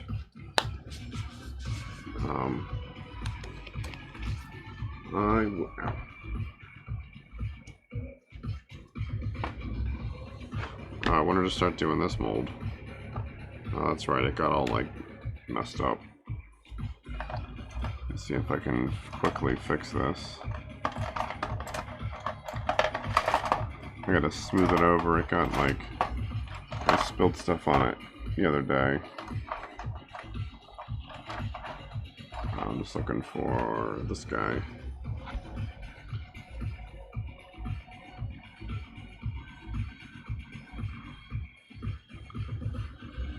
I just gotta smooth it over and then fix these keys. And I'll try to apply as much of the leftover rebound as I can.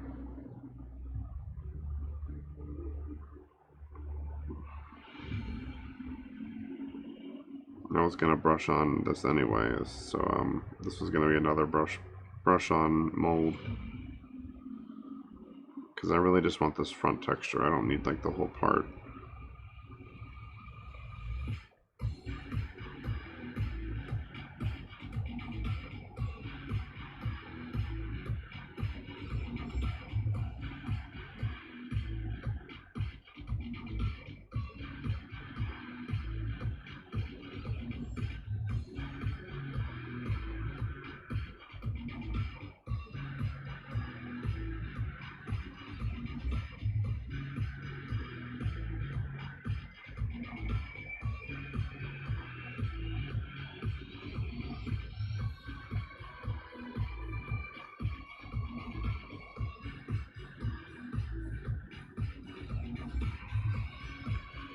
This was done, but then that little mishap happened.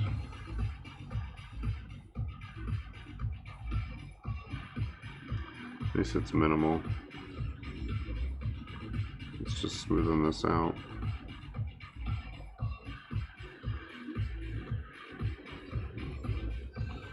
No major setbacks. Yeah, that's good. Okay. So then I'll just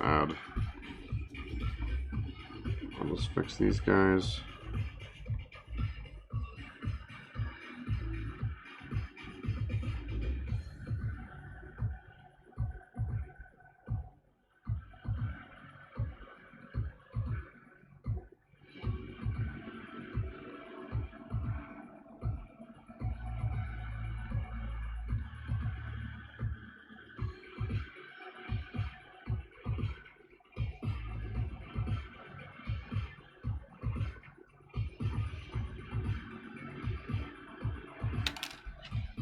Oops.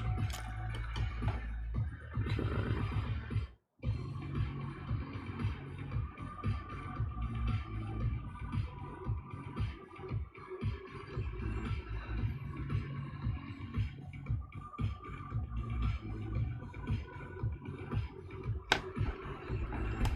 Alright, that should be good. So I'm gonna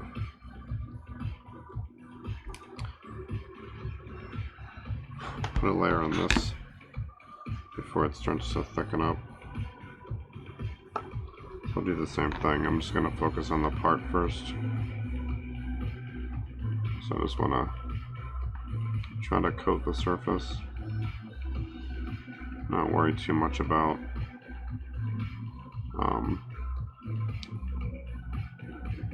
density.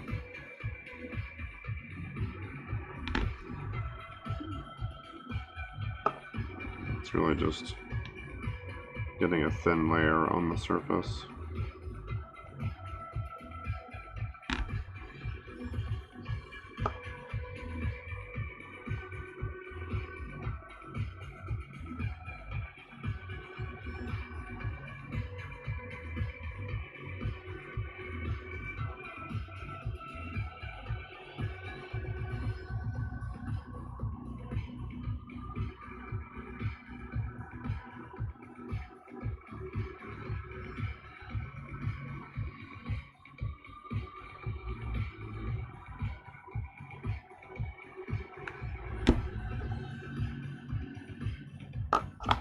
Yeah, I can feel it's starting to thicken up a little bit, so I gotta be trying to be quick.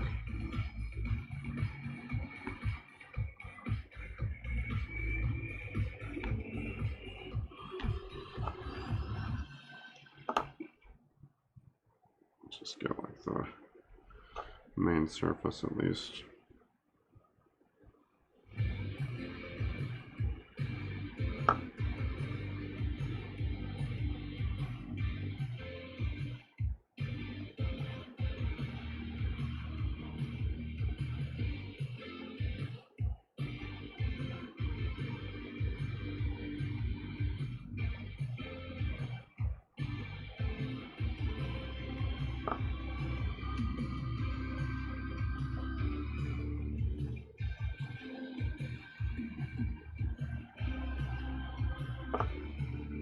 You know, this stuff usually takes, has a little less time than it says it will. but it's still like workable. It just starts to get a little thick.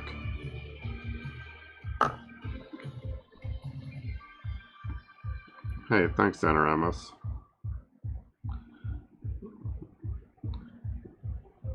Yeah, I know like Twitch is more like gaming and stuff, but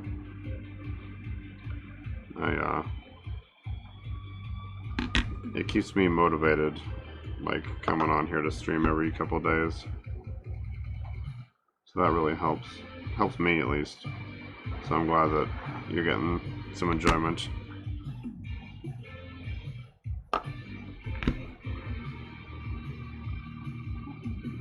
Yeah, the first like part I was mostly just remaking molds to like make copies of stuff, but now I'm starting to get into like making things, whether it's like a kitbash or from scratch.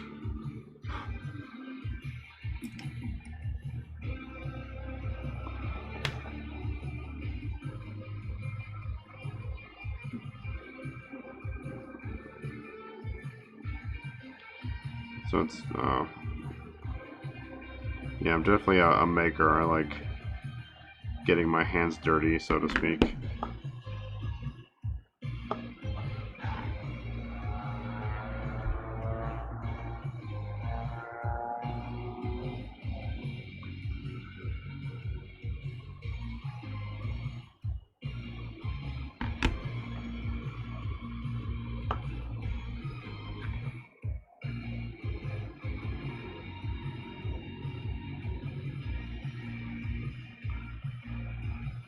Yeah, there's a lot of people like that seem to be interested in getting into molding and casting. So I figured like maybe something I'm doing is like helpful to someone else, you know? Because I know when I was like learning stuff, there was a lot of secrecy. People didn't like to share their process or whatever, which I always thought was weird. Because like every other artist, you know, painters and musicians and stuff, they all like teach other people how to like do that art technique. They're not afraid of like, you know, someone painting a better painting than them or making a better song than them. They're just like, yeah, go for it. Because like you're all gonna make something different, you know. It's part of like what art is. Your dad's like me, loves loves these things, and got him a 3D printer. That's cool. Yeah, I haven't taken the leap on 3D printing yet. I have started messing about in 3D again with Blender, so that's been fun. I'm mostly using it for like graphics and stuff, but I could see the usefulness, you know, designing parts and whatnot. I'll probably get a printer in the next couple of years, because there's like stuff I could make on that's harder to make by hand. So I could design like, you know, joints or whatever, and then print them out, and then use them to make molds. So would make parts of my work a little easier.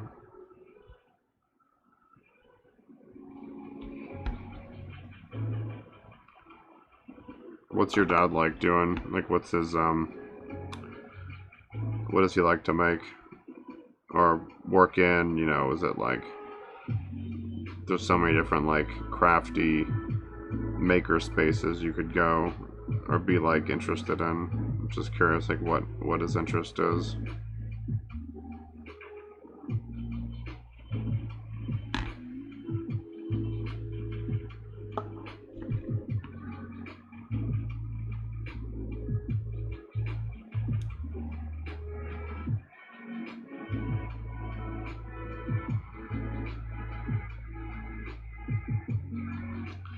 Yes, stuff is getting close to the end of its workability. It's starting to get pretty thick. So I'm gonna see how much of this I can get on here before it's too dense.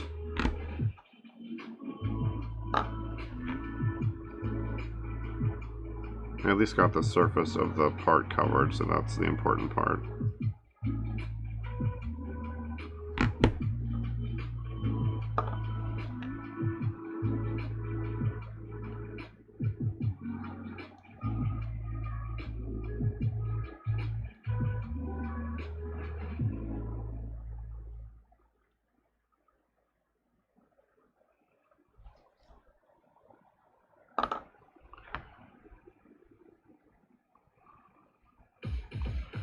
Try to just cover as much of the surface as I can before it gets too tacky.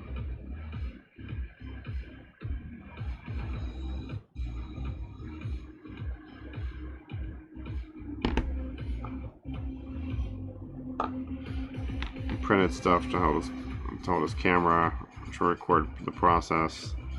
He makes a staff from wood for himself, boxes for Arduino stuff. That's cool. He's kind of like all over the place with like dabbling in different stuff like tech and video and photography, wood.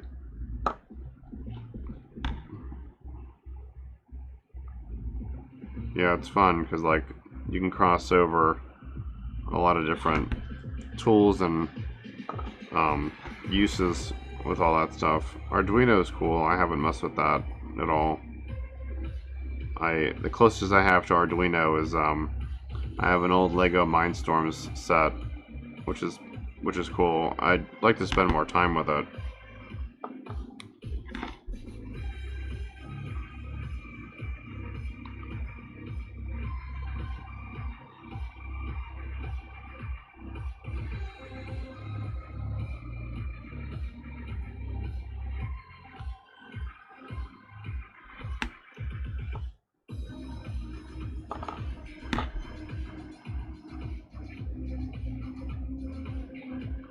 Definitely running out of time here.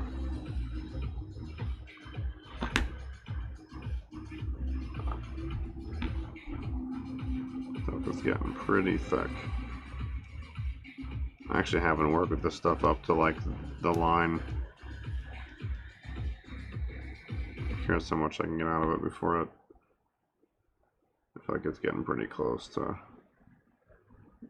being unworkable.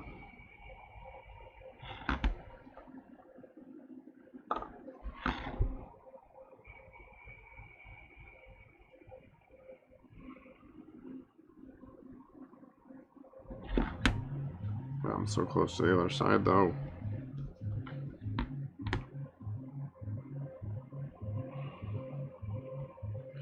These little divots.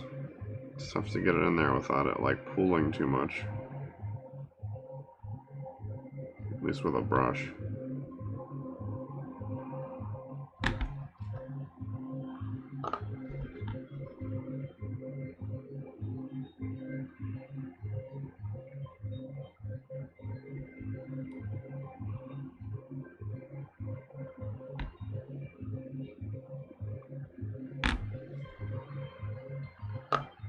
See if I can just get around the edge here.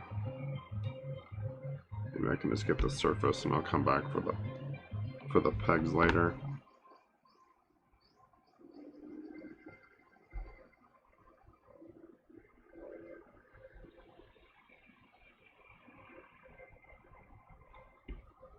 Yeah, I definitely like part of the reason why I do this all like this instead of printing is like I actually like working with my hands. It gives me something to do that's not, you know, in front of a screen. I think there's definitely like good uses for printing. Like I was saying, I think I could do like, you know, joints and pegs and like little tiny things that are like really hard to sculpt because they're so small. There we go. I got the, looks like almost the whole surface covered. So I definitely want to like try incorporating printing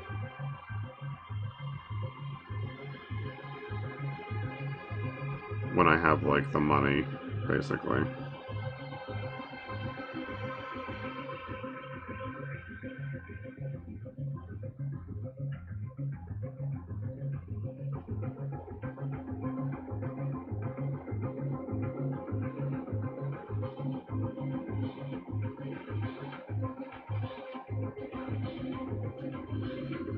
gotta be careful. I might start pulling this stuff off. I guess I'm just gonna wait.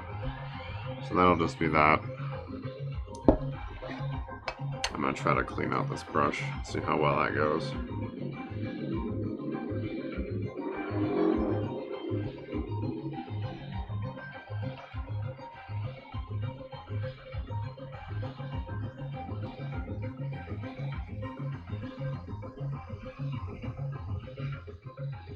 I've been able to clean it out before.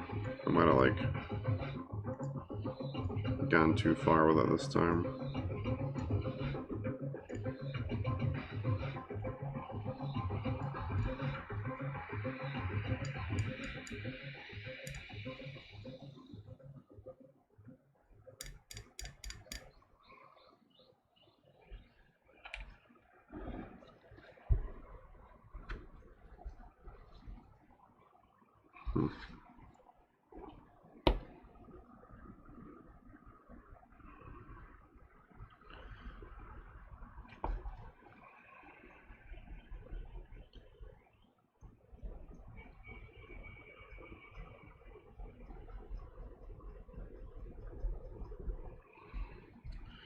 This could easily be the cleaning my tools channel. I spent a lot of time doing that.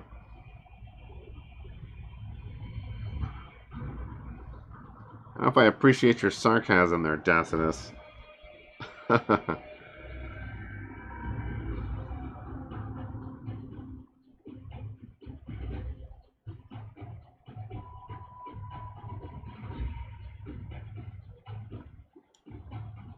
No, sarcasm's always appreciated.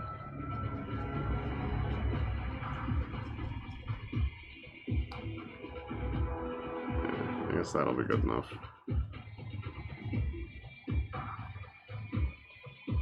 There will just be some stuff stuck in there, I guess.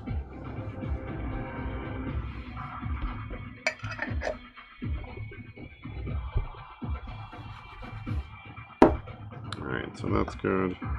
These guys all have to cure before I can do anything else with them.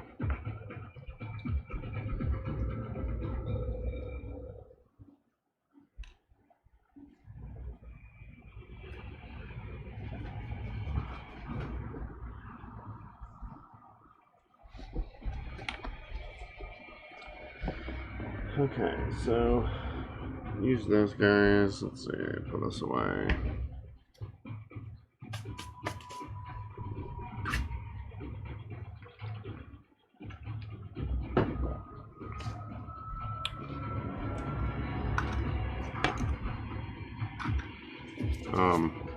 I gotta do some sculpting on this sword. The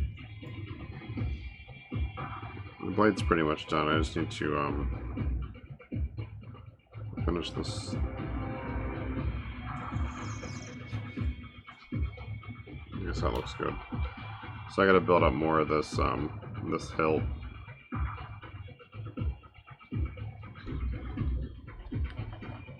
So I'll use this is the black stuff.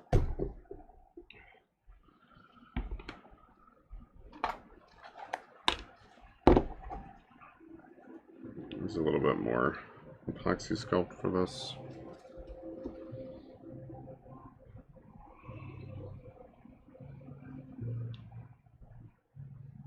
Probably a little more than that. This is like the brush on silicone. I can use like a little or a lot.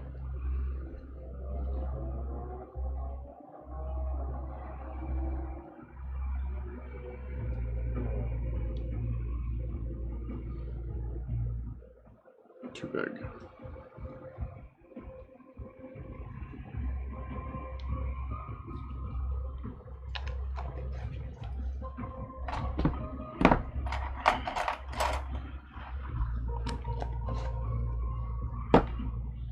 I need some water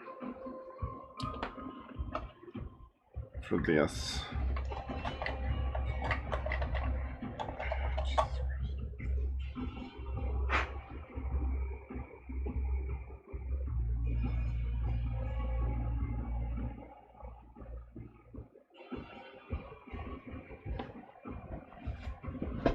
Okay.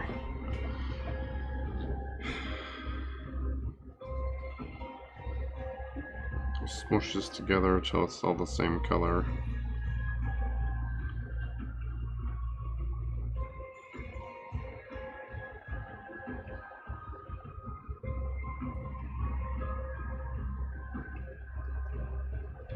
Alright. And then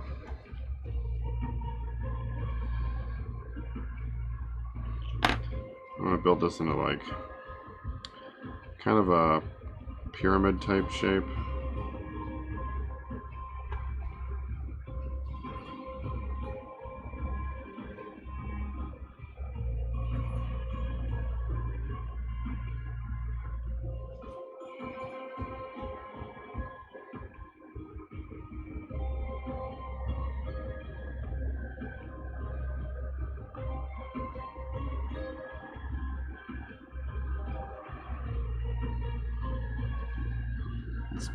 Most likely I'll just build this like bigger than this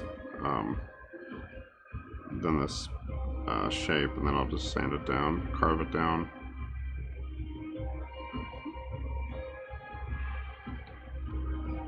Because when I was doing the face, it seemed like you can get some decent control of like material once it's cured, because then you can kind of carve it away a little at a time or a lot at a time.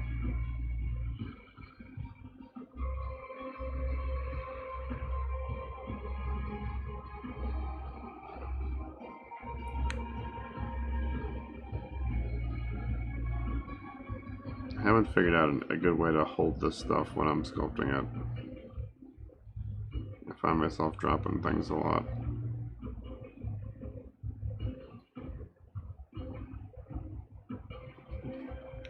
Could just be that I'm bad at life, you know, who knows. Where's the flat one? There it is.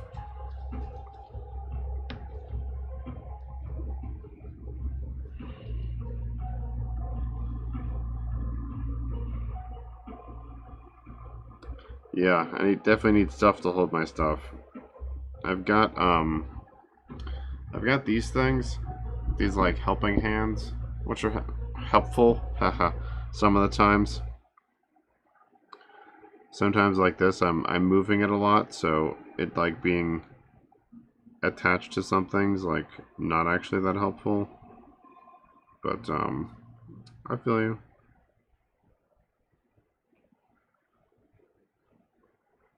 I basically don't know what I'm doing. I'm just like faking it.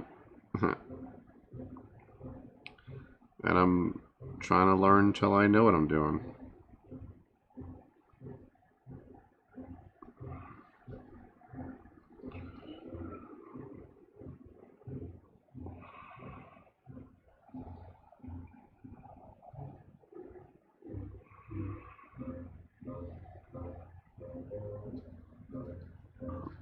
Definitely trying to like learn how to use this stuff as I use it.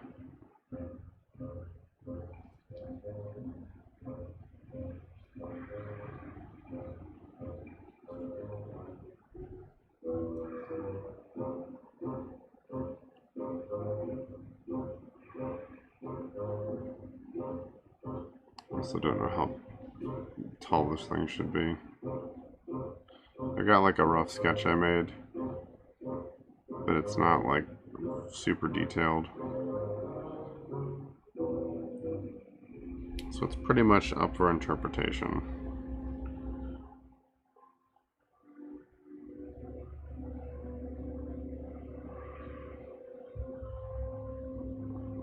I'm mostly just trying to get like the basic shape, or the basic volume built, and then I'll like refine the shape later.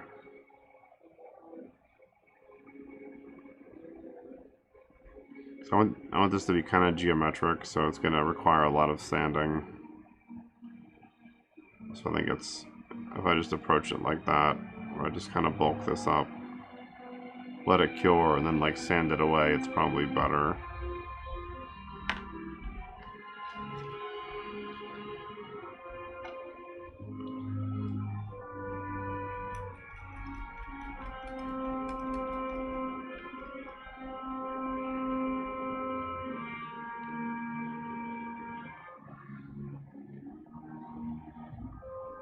I don't have a lot of experience with epoxy sculpt.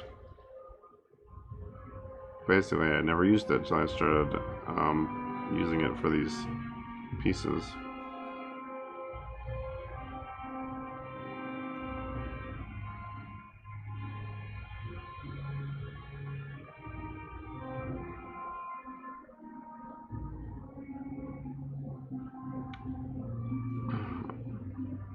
Seems good. It just takes a little bit of practice to get used to how it works,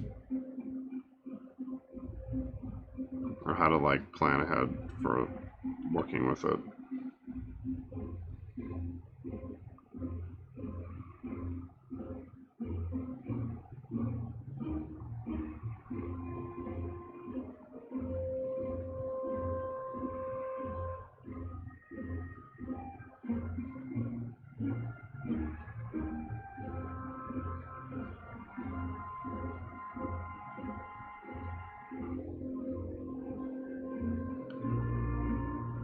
So in the package it like says it'll stick to anything, but then it doesn't. But sometimes it does. So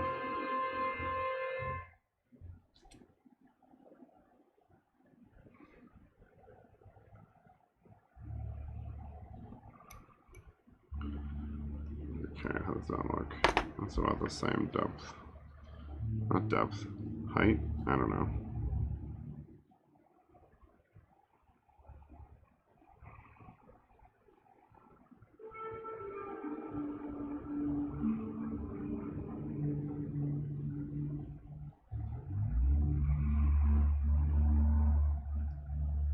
I mean, it's getting easier.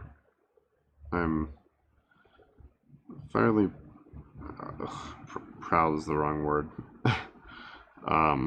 Satisfied, happy, not hating the head that I sculpted. Unfortunately, you can't see it right now, but I'm surprised how okay it has turned out thus far.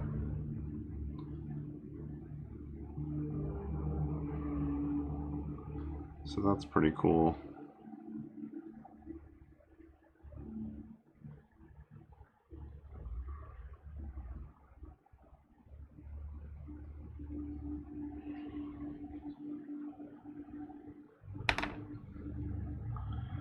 Alright, so that's... Where's that sketch at? So it like... It's this thing here. This thing. So it's gonna be like... What? So this is... It's like not exactly the same. I made some changes. But so it's like... This is basically a separate triangle. So it's gonna be raised. I think it's actually going to like taper down, so this might be kind of a pyramid. I think it'll peak like here somewhere, but it's going to be flattened out and probably have like a some kind of, I don't know, gem or something in it, some kind of form. Thanks, Tacitus. Yeah, I was pleasantly surprised. Now we'll see once it's all the same color if it came out as well as I think it did.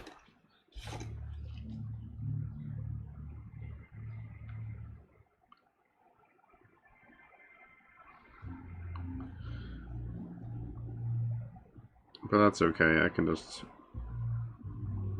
make improvements and mold it again.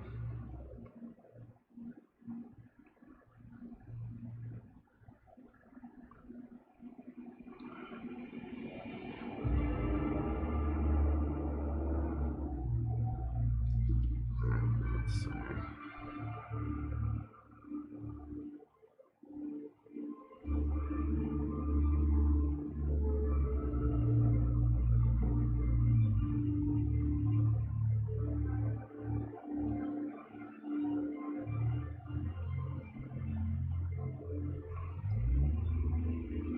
Yeah, I think like I'm just trying to like have fun with it. Do the best I can.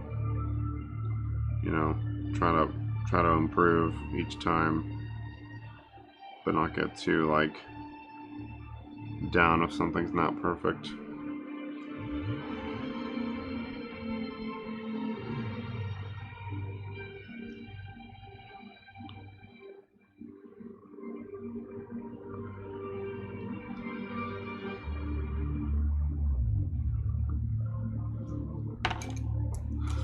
Because like, turns out sculpting's not easy. Who knew? Who knew?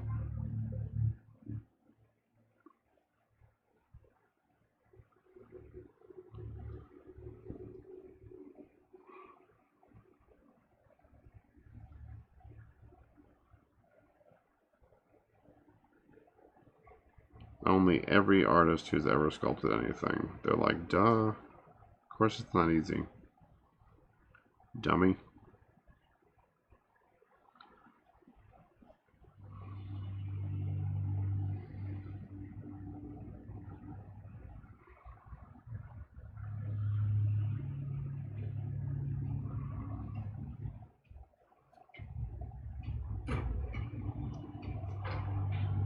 I did a really crappy job. Surprised and definitely underestimated the amount of time based on what I've seen. Yeah, it takes forever.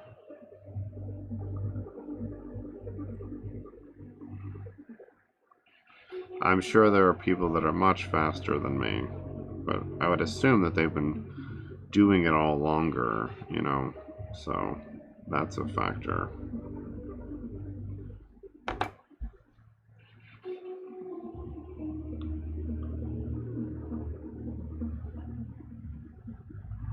Yeah, there's like plenty of like, I've seen plenty of great sculptors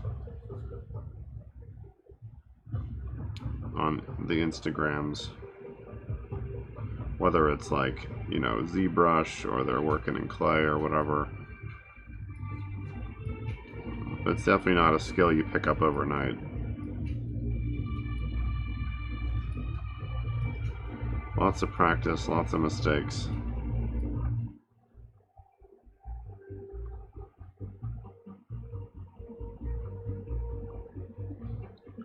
But like, practice is the key to anything, right? So can't be too upset about that. Like, oh no, I wasn't amazing at this thing the first time I did it. How will I ever move on?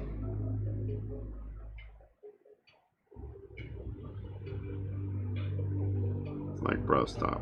Just keep trying.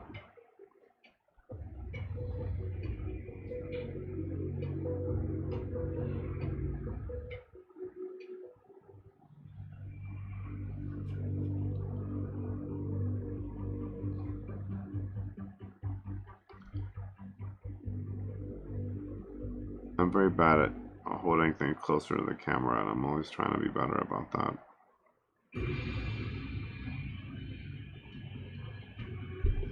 Like this. So people can see what the heck I'm doing.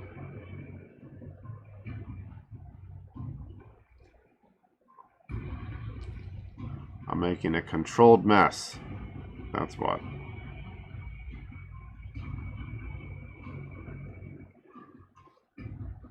Now I'm trying to actually,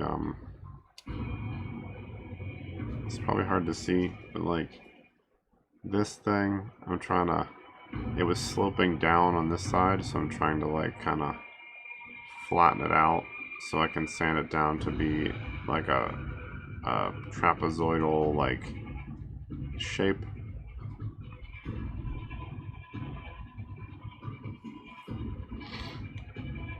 I'm gonna have to add more layers to this stuff. So like, because I'll need these to be like about 1/4 of an inch thick, 1/8 of an inch, 1/4 of an inch. So like, I'm gonna add more layers to thicken these up. Because until like, you know, it's totally covering this, it's not gonna be like viable. So it's definitely a little slower.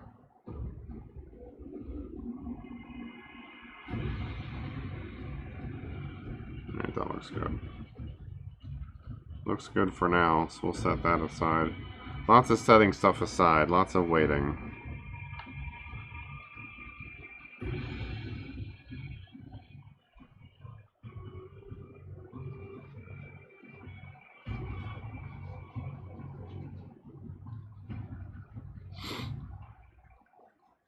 I gotta use up this stuff, so I'm gonna put it on more of it on this leg. Eventually I'll do something with this instead of it just being this weird thing. This monstrosity. So I guess I could build that up right there.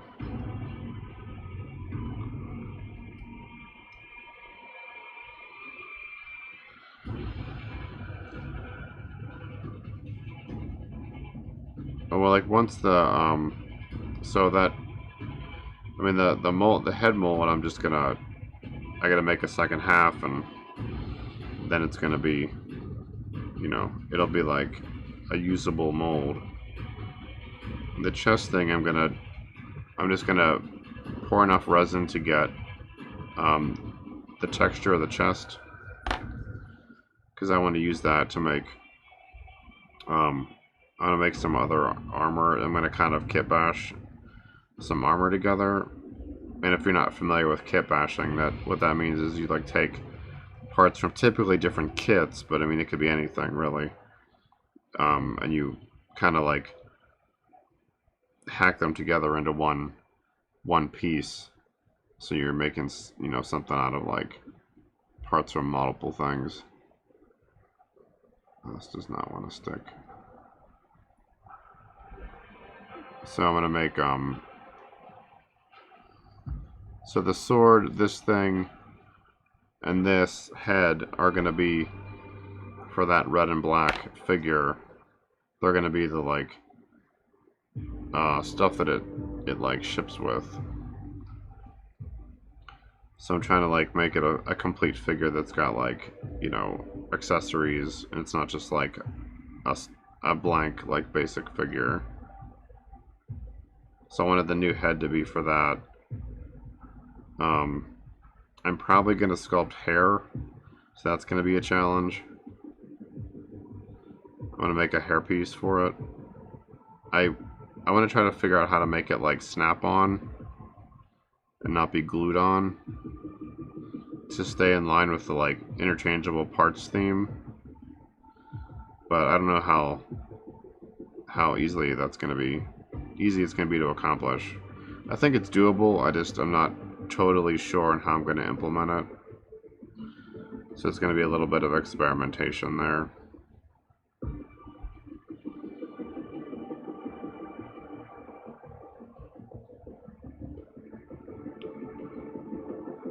So in a nutshell, that's it. Hopefully that answers your question to some degree. Put that aside. The weird part too is like figuring out like what am I gonna do between like, I'm trying to like figure out how to stack projects, so like I have something to do as soon as I, you know, get to a point with one thing where I can't like work on it anymore that day or at that moment. So like right now I'm like, what do? I've got, you know, these things covered in silicone. I've got like I just used epoxy sculpt on that leg. Actually I could probably unplug this. I don't think I'm gonna get to that mold box today. So I got that done. So like other stuff I want to do, so I'm going to use this thing. I'm going to use, where'd it go? I've got like chest armor here I'm going to use. That seems to have gone on a journey somewhere.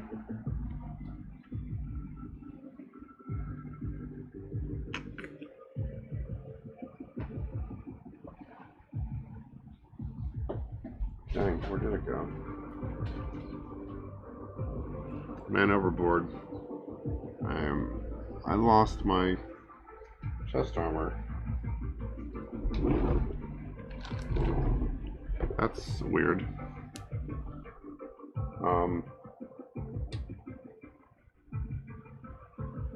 Crap.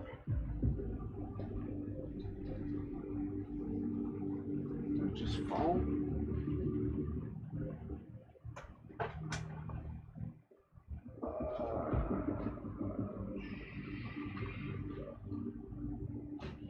I literally had it like an hour ago. I don't know where it went.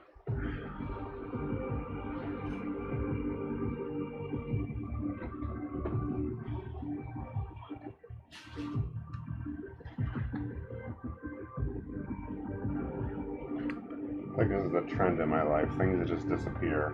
And I'm very confused as to what happened to them.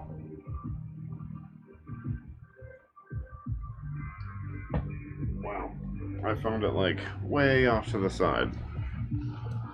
So I'm also gonna mold this thing. I guess I could start this mold. So I'm gonna do the same thing. I'm gonna do like a texture mold of the front here. And I'm gonna use like this whatever neck piece thing and some of this maybe. And I'm gonna merge these together and so I'm gonna cast these pieces and then I'm gonna cut them apart and make like a new chest armor thing.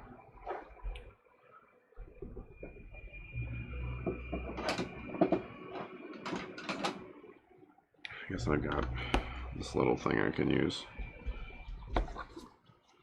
Yeah, so I'll do this. I can start working on this. That'll give me something to do while these things are curing.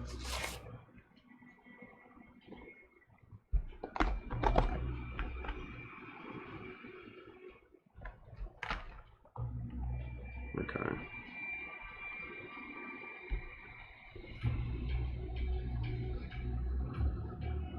I was gonna try to mold these bands, but I'm not going to.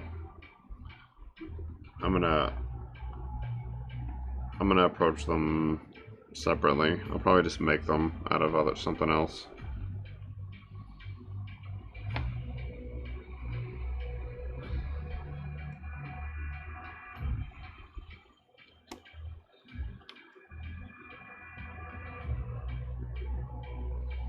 Now, how I'm gonna get this to stick, I don't know. I think I'm gonna have to cover those bands to hold it down.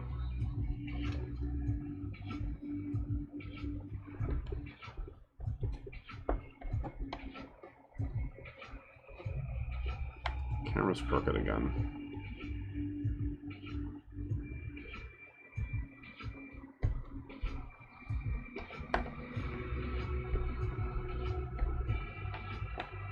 Okay. Make a negative to cast a positive. I think I know what you're asking me. Make a negative. Kind of.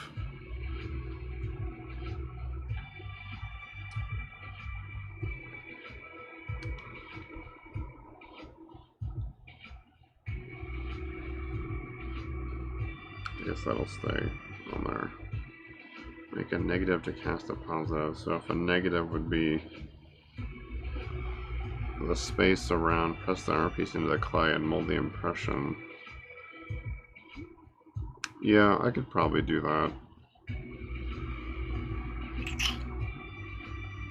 I don't know if, I think this might be too soft to press it down. I guess I could try it, right? I mean, like, what's the harm? So, we can give it a shot, see if it works.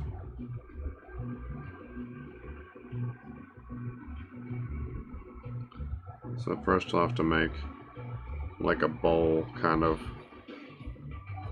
for the part here.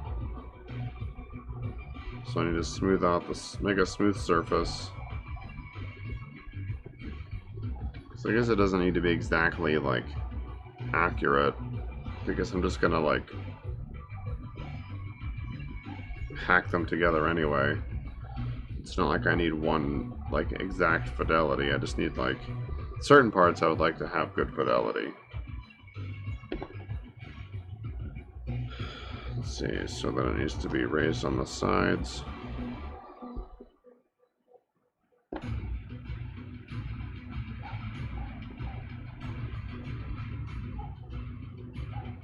Yeah.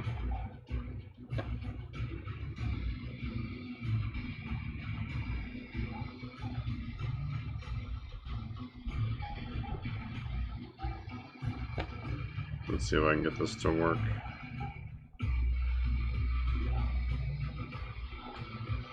That's basically what I'm doing here, is like I'm gonna make kind of like a negative mold, but in a more like, you know, traditional mold kind of way. The chest they probably could have done the press-in method. I'm like just concerned it doesn't get like enough fidelity, and then I have to manually kind of sculpt the mold. Well, sculpt the impression into like the shape that I want.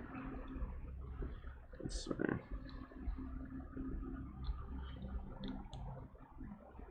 So I gotta put some bulk under this.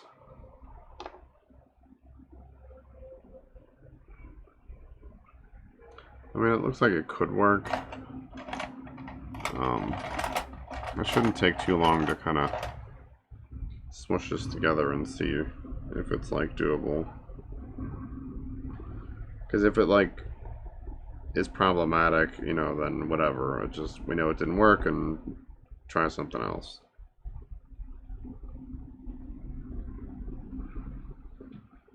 So, and I need a smooth surface first.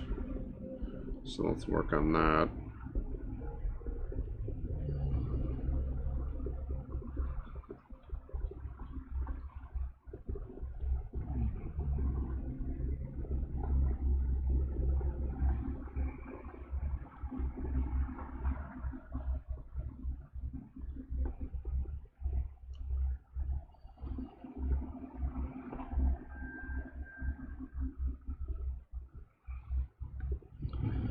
Smoothing this out can be a little bit of a problem.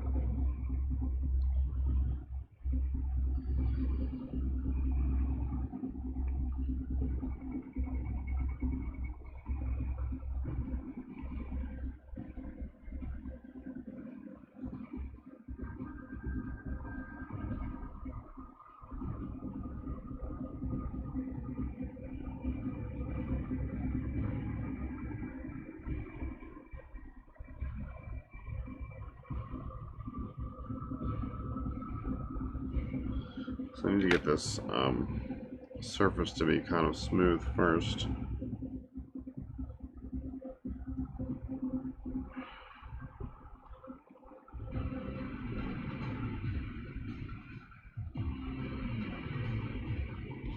So we'll do this.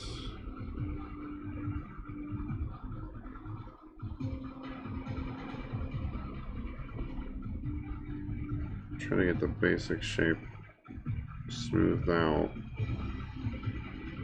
Maybe I can go over it with my hand and get it to actually be smooth. There's like bumps I'm trying to kind of get out of this.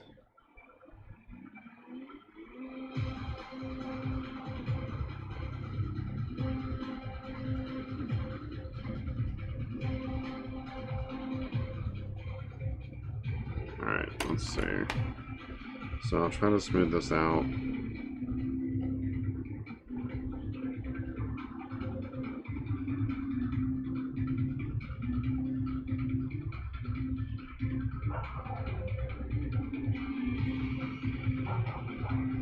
If this is like something I could kind of just press onto the part and it would kind of like stiffen up and I could just peel the part out, that would work. I guess I could try that too, see if that would work. I'd be worried that it would leave some of the clay behind.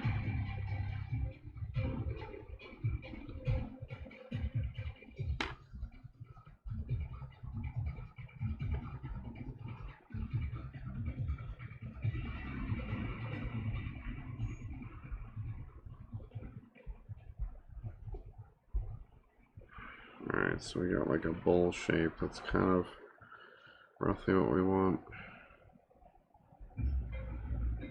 So if I press these down, right, and then push the, maybe if I push the clay into it,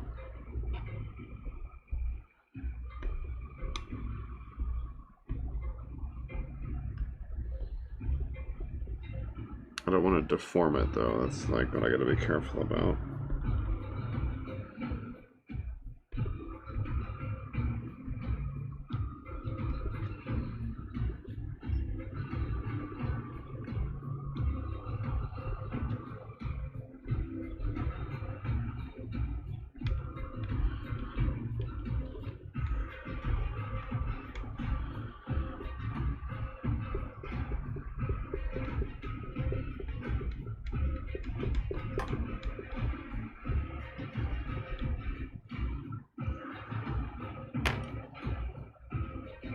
Not quite on this side. Yeah, it'd be cool if it does. Because then I could probably just pour silicone into this. Because I definitely can't cast from this this clay.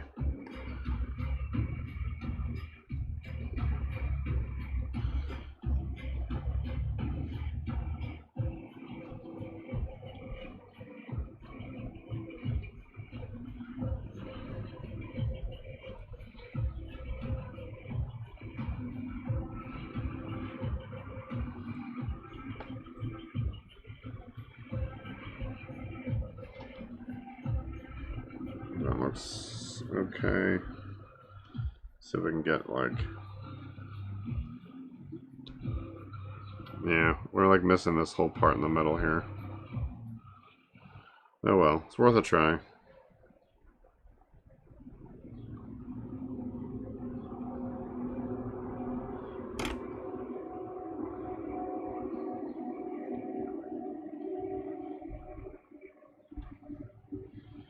No big deal.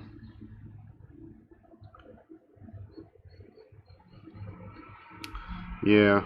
But it was like, you know, something we could kind of try quickly and see how it worked, and if not, back just to, you know, square one. If it did work, then hey, you saved some time, right? So.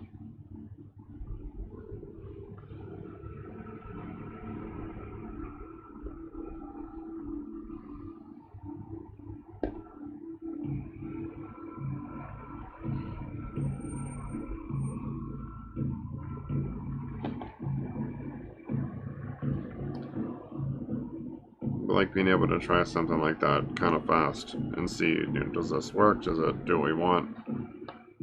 And it not really having like too much of a tax on like time or anything. And if it works, you know, that's like a bonus. And if it doesn't, then you didn't really lose anything.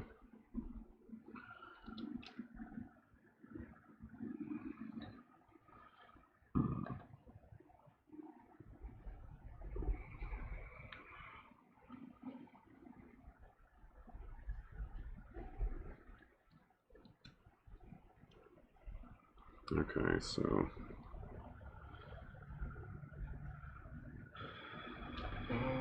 second, yeah, a little bit. It's gonna be a little tricky to keep this thing down, but I thought about trying to boil it in water to heat it up and see if I could get it to flatten out. I guess if it doesn't, if I can't keep it down by like putting clay over it or whatever, then I'll have to just try to heat it up.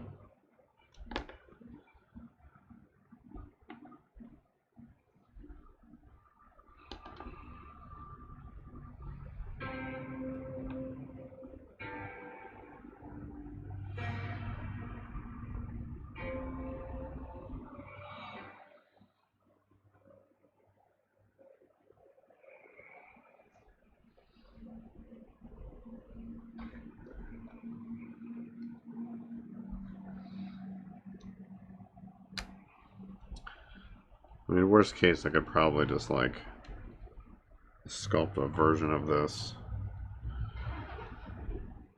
But if I can do it with existing parts and then just modify those, it's obviously a little faster.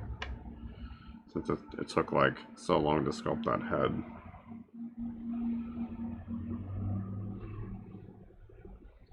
At least I don't need the straps, so it's not like I need to worry about capturing their detail or whatever. I just need to hold them down. I need something smaller like this.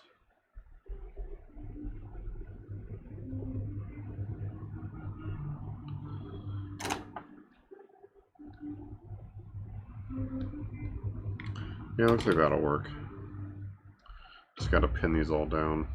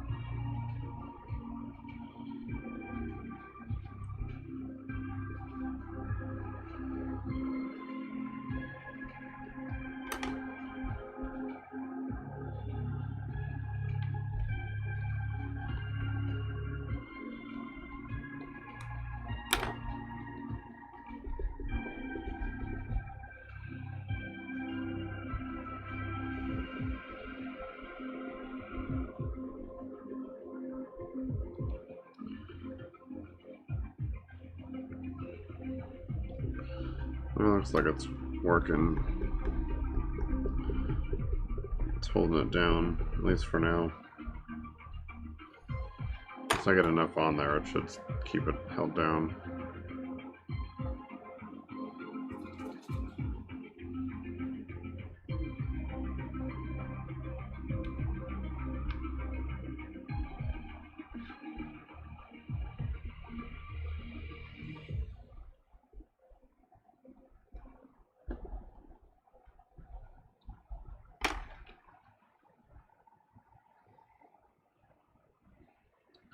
Alright, well that's what I wanted, so I guess it should be fine. Just gonna be a little more time consuming to build this mold.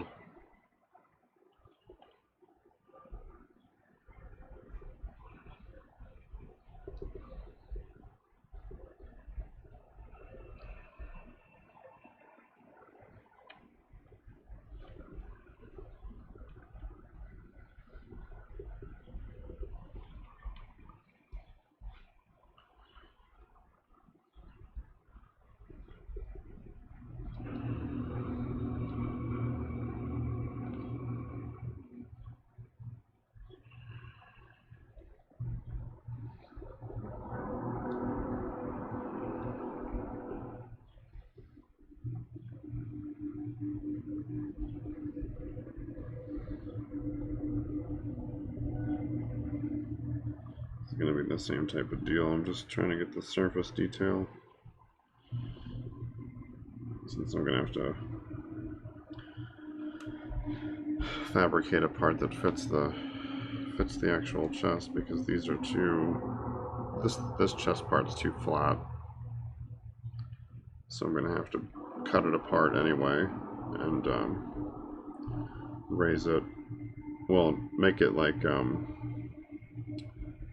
concave, right? I don't know, it goes like this.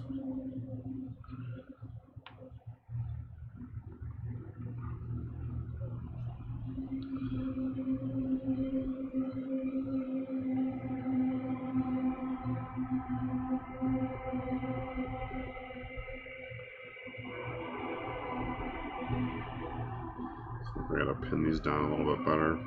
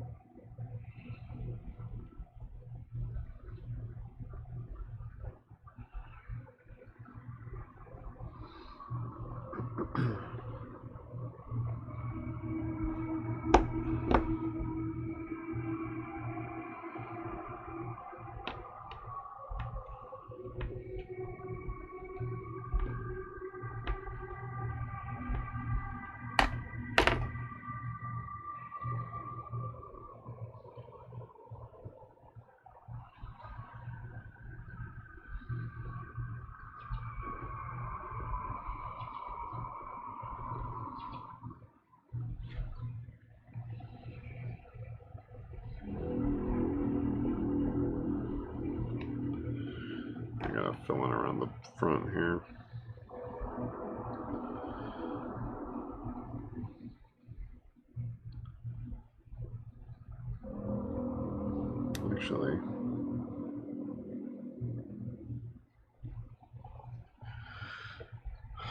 Actually, how am I going to do this? Because I want this part.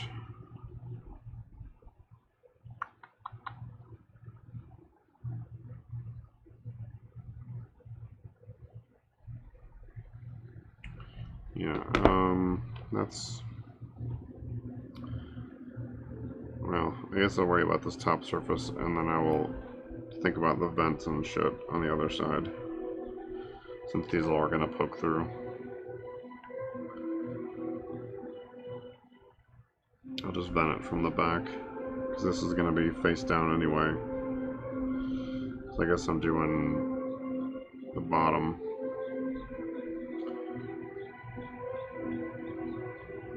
Yeah, okay. It's a good thing I thought of that now instead of later.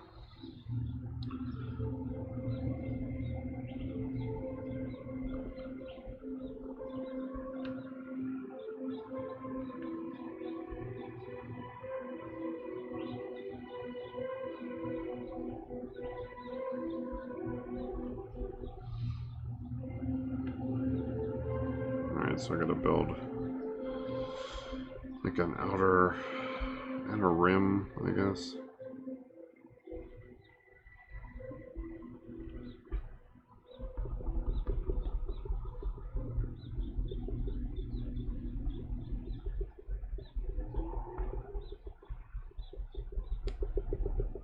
I try to plan, sometimes I don't plan as well as I should.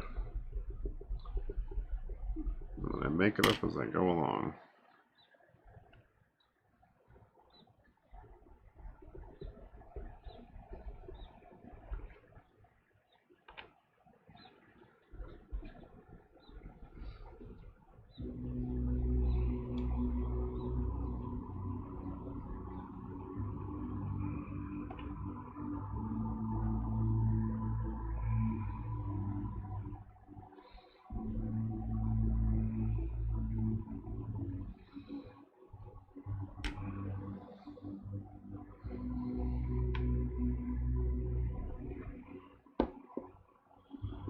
So I gotta fill this.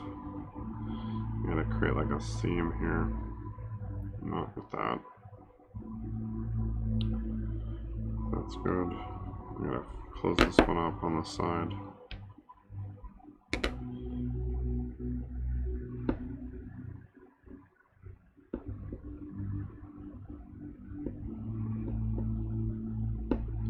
I can define that edge a little bit better later.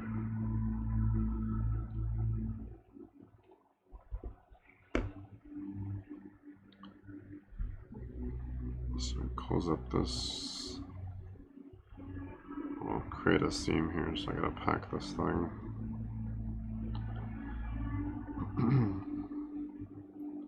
It's probably enough to do it without adding more.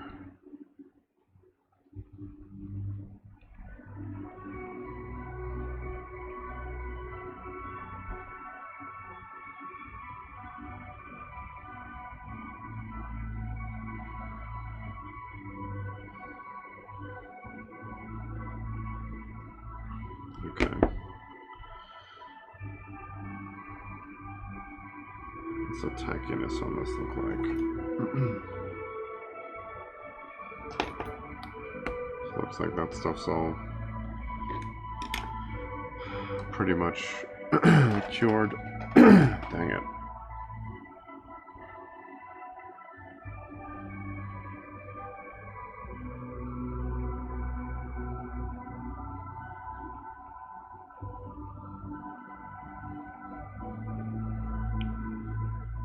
So I can create a seam here.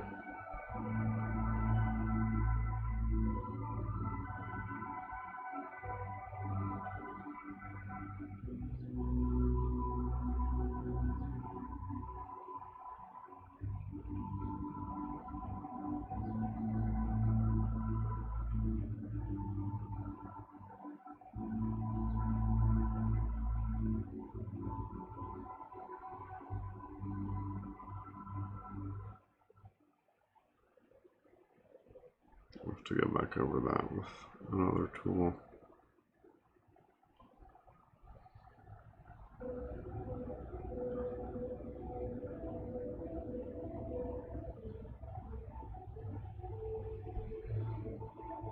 That's even enough.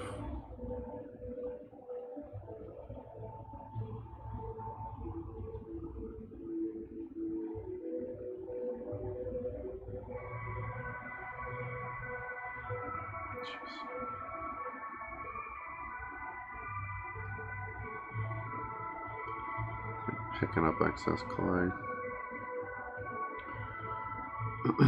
So I'm just trying to define the seam here.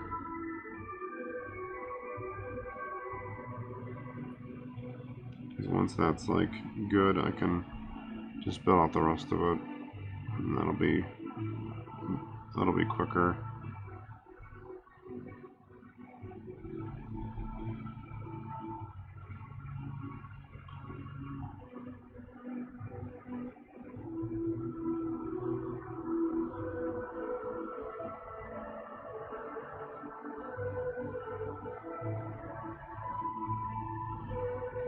I don't really know exactly what detail I want off this chest thing, so I'm just going to try to get all of it.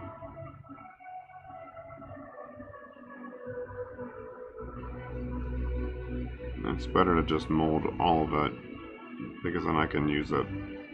I can use bits and pieces of it later.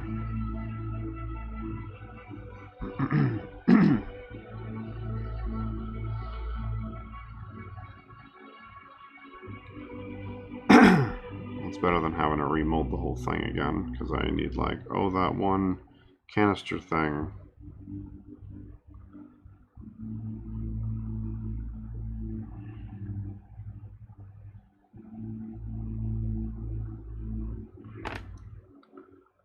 Where's the pointy one? This works.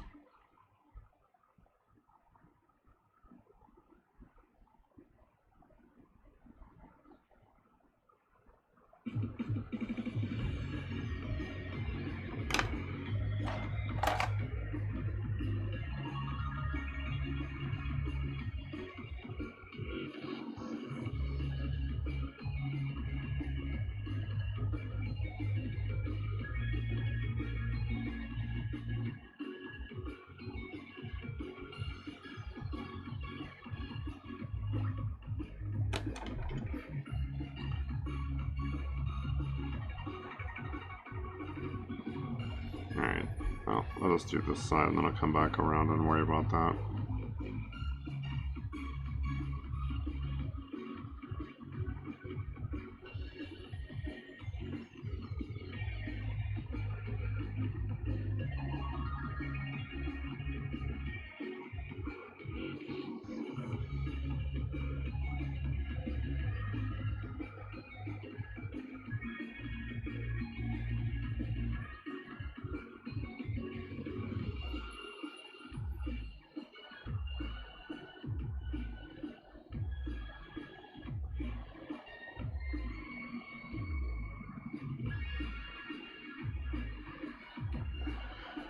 It's interesting that the original figures, they like designed this armor probably thinking like you're not going to take the arms off, but I can't even count the number of times I pulled the arms off the figures I had. So this like strap thing always seemed like way more work than it should have been. So I'm thinking of just like, my plan is to just bypass that entirely. I'm just gonna have like loops that are fit to the body, like roughly. I guess they have these notches that's supposed to be like variable for different figures, but it's probably really only gonna fit on the average like a male torso figure of these figures, so it's not like it really needs to be that different.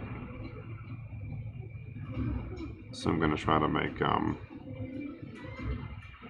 just a single loop that has like a fairly snug fit, and then if you want to swap it, you just pop the arms off and then slide it off instead of worrying about trying to mold these stupid straps and get them all like just right.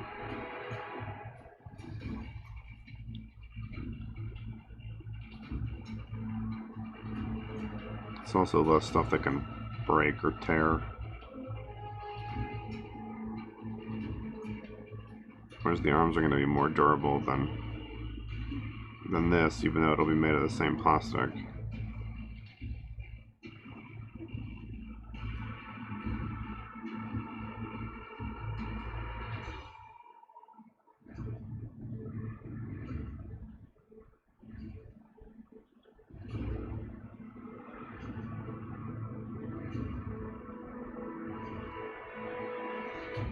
Alright, that's...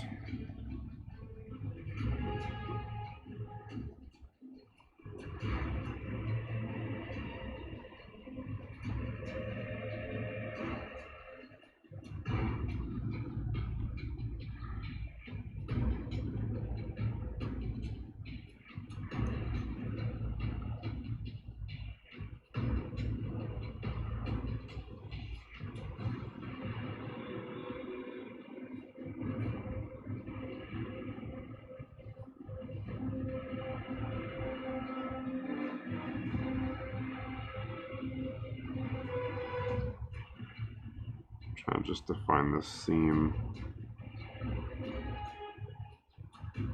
It's like,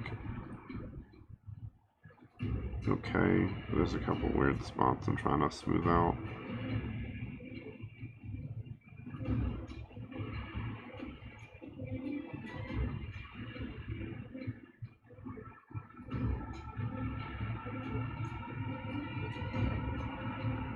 Trying to like get around this corner and keep like putting dents in it.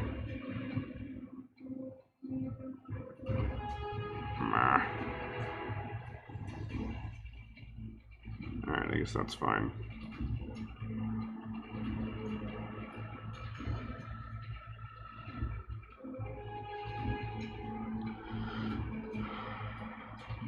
So, let's see. I guess those are all mostly fine. I mean, they're not like beautiful seams or whatever, but they don't need to be. They need to be functional. And that's what they are.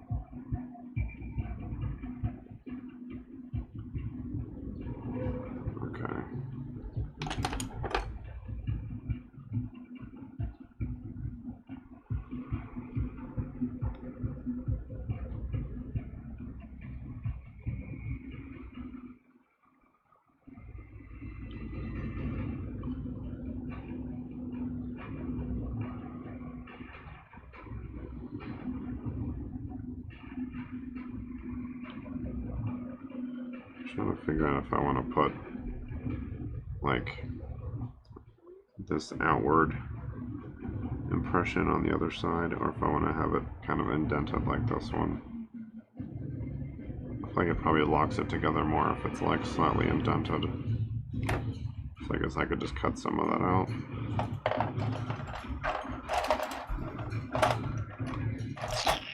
Once I locate the right tool, this one.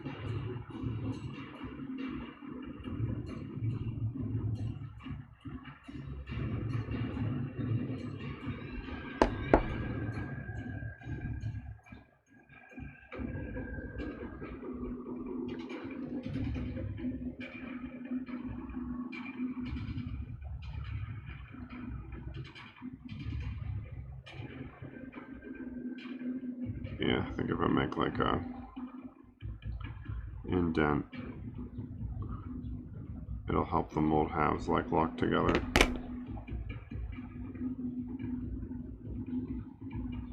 Which means I gotta build up a lip thing here. Hooray, more work.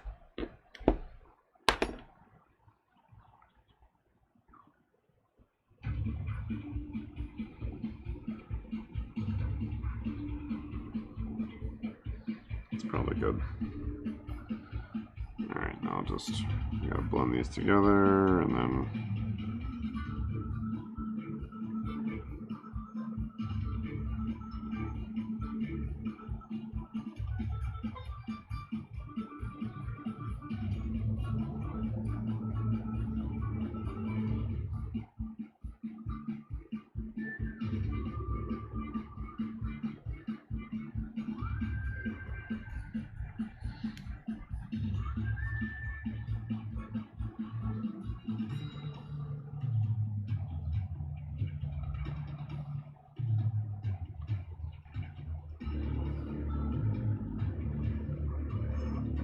just keep it away from the seam.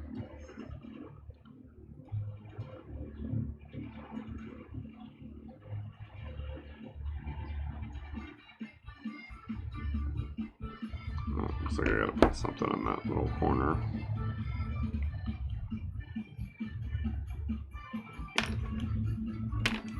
It's gonna continue being a problem if I don't.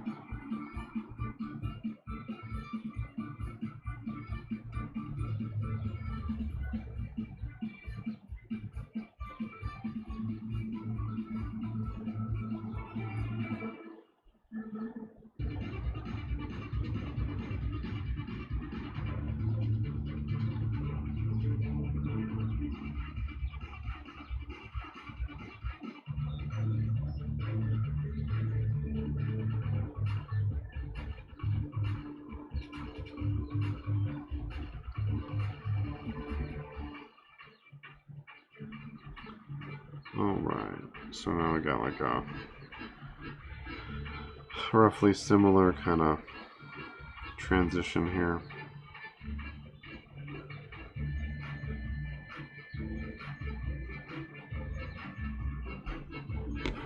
Probably put a little bit on this side. That's more than a little bit.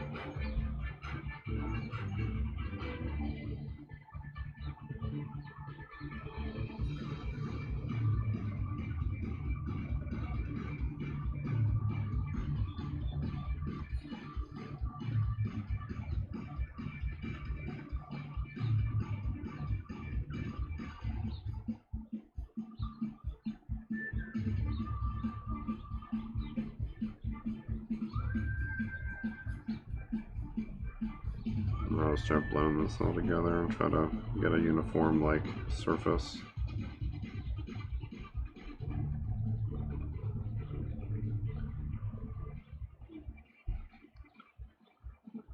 So I have to build like the box around it. Well, not yet, but eventually.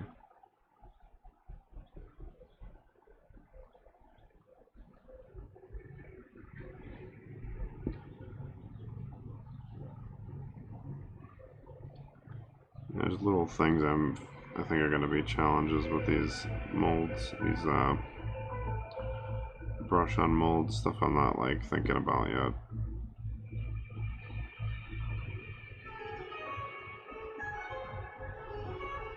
I think this chest one is just going to be a one part. I'm not going to do like a back to it.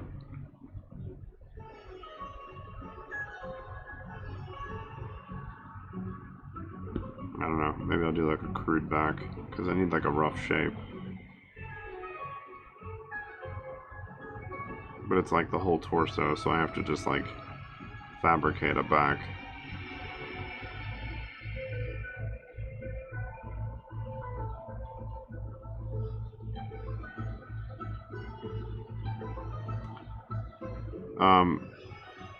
There's going to be loops that go around the back, so like these straps here, instead of being these straps, there's just going to be like a loop, and that'll basically go like over the shoulders.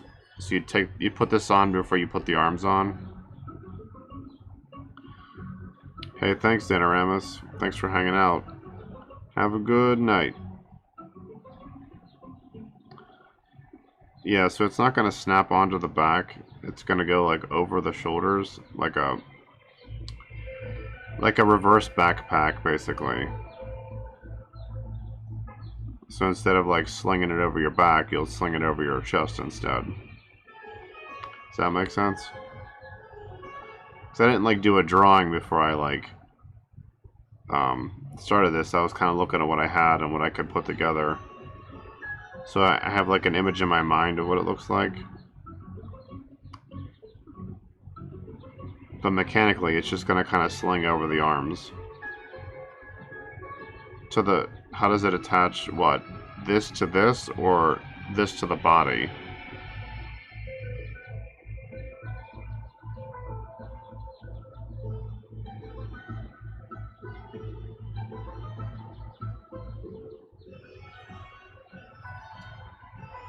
So you see how like there are these straps here?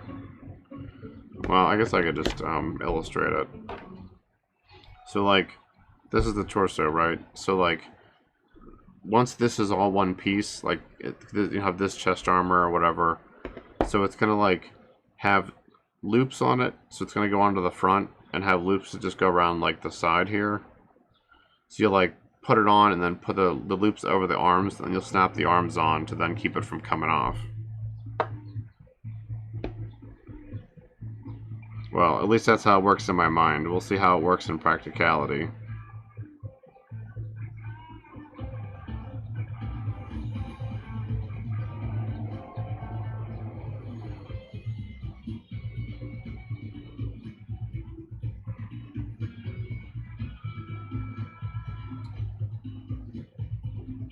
Yeah, this is all just like what I'm doing now. These molds are just for the texture, the detail that so I can then make something new from them.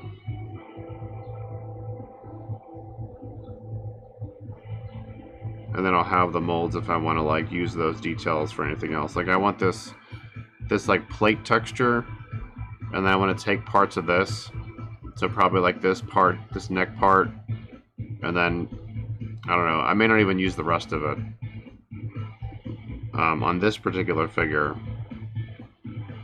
but I might mold this, cast this later as just like an accessory for another figure instead of making a whole new armor.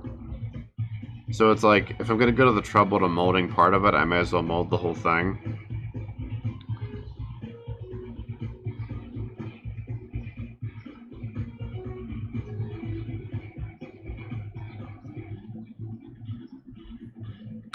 We'll see how well my ideas work in practice once I like have these parts together.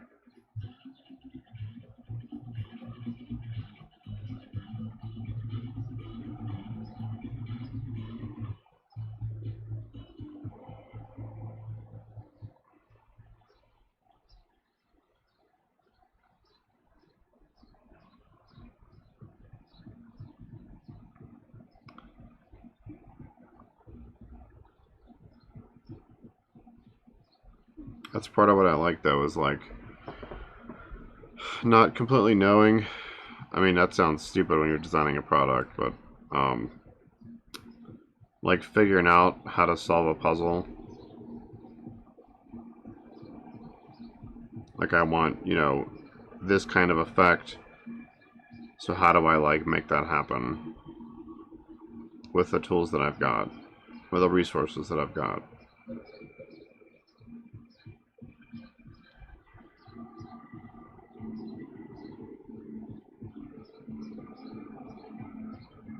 Because I'm not going for like exact copy, you know, I'm not just trying to reproduce like the vintage figures. I'm trying to do something like, you know, I want to make stuff that I want, and I'm using these as like a jumping off point.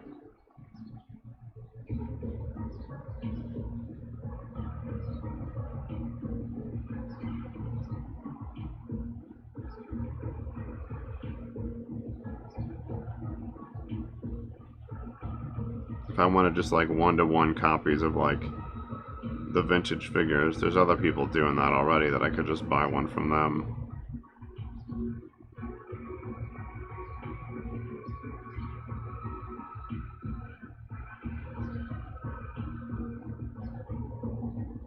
Or just buy the figures, I guess, the real ones.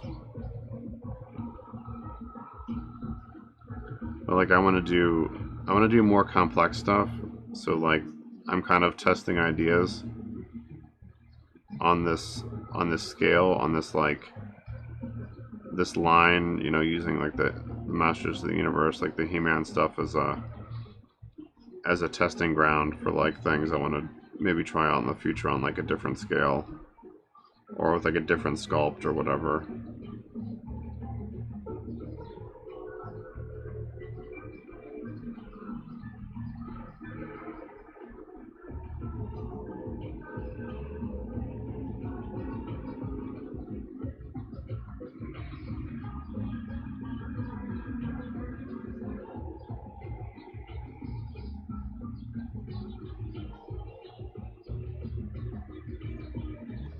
I just thought it would be cool to have like figures that people could incorporate into their collections. It would look like it was part of that world, you know. Maybe. I don't know. I haven't thought of doing like non-humanoid stuff yet. I'm not that far down the road.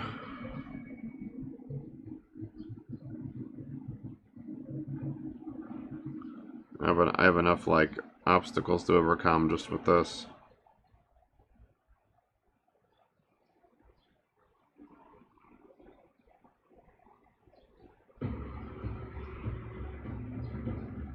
I'm not saying no. I'm just saying I don't know yet.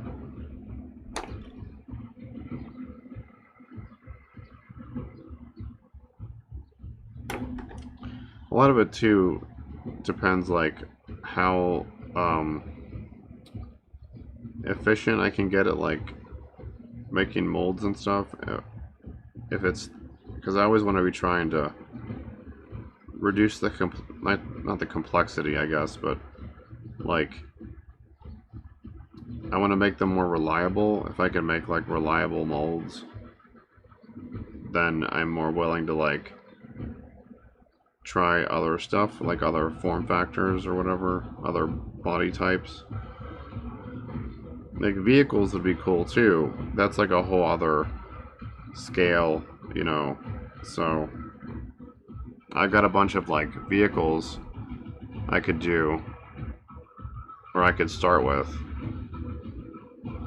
because no one's really doing vehicles either, just because of the scale.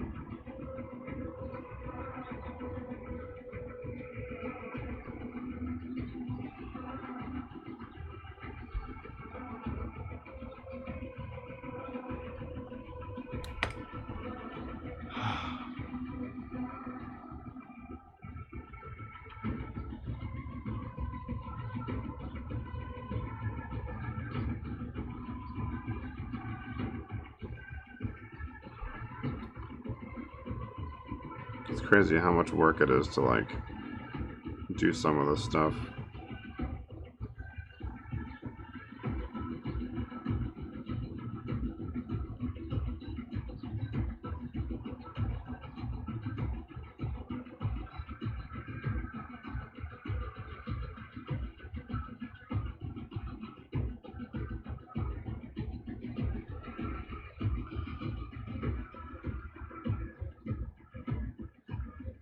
Like just the amount of planning that it's going into like making a mold of this chess piece. It's crazy. Sometimes I think I'm crazy for doing this.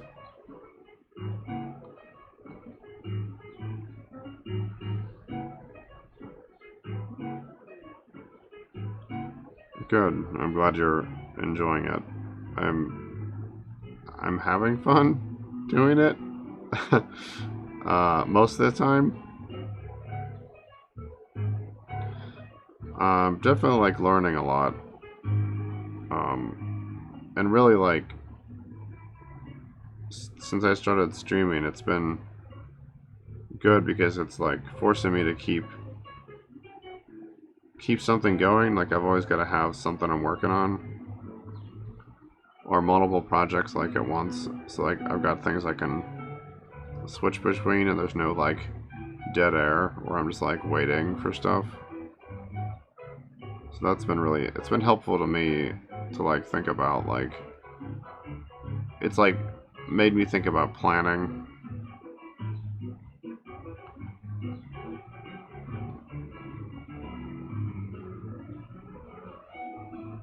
Like more than I ever have.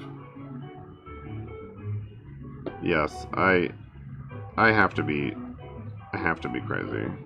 Like, because it's not even, I don't think it's even sustainable. I don't know what I'm doing.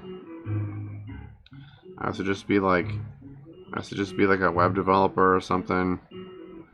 That's like, you know, people need that. It, people pay you for that. But I'm like, no, you know what I need? You know what the world needs?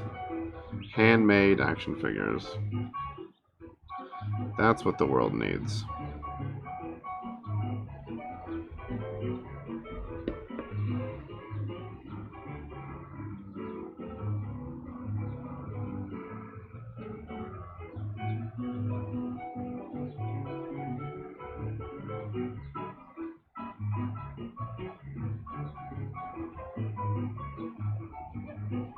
I don't know. There's enough people that are like doing this stuff. There's clearly like a demand. So who am I to judge?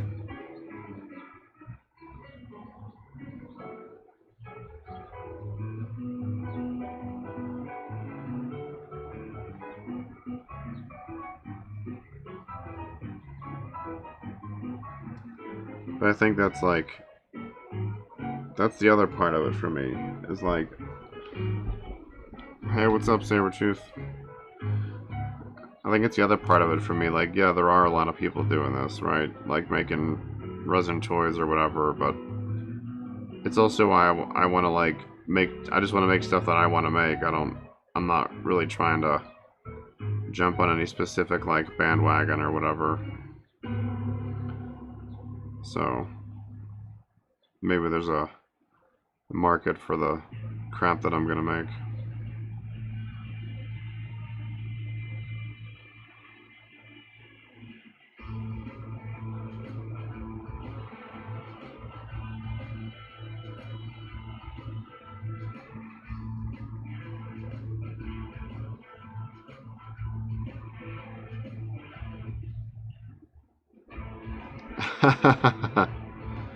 Priorities.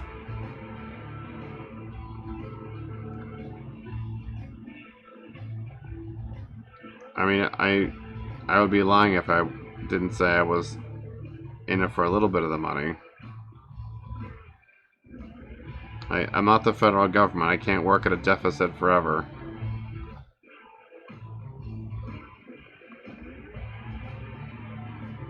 I'm sure there are groupies, though. There seem to be groupies for everything.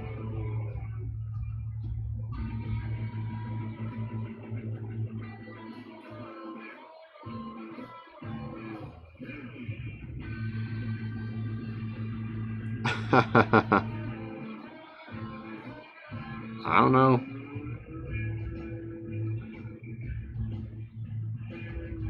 I don't know nothing.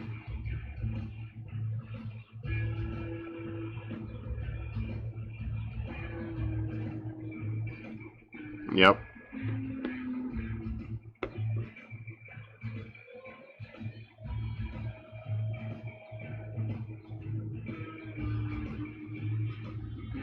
Never satisfied.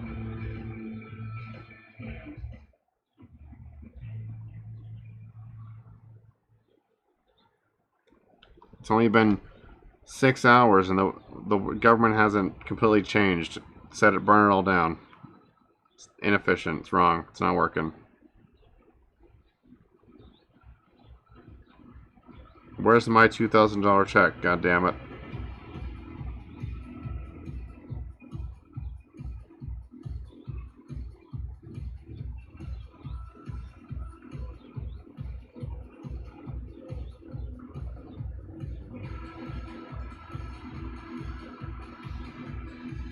So I just need that hot UBI so that I don't have to worry about making money. I can just make dumb shit and see it doesn't matter if it sells.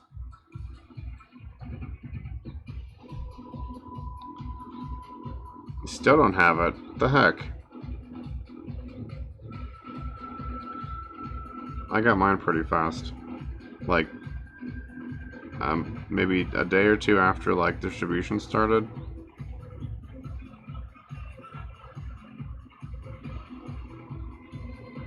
That sounds like some bull.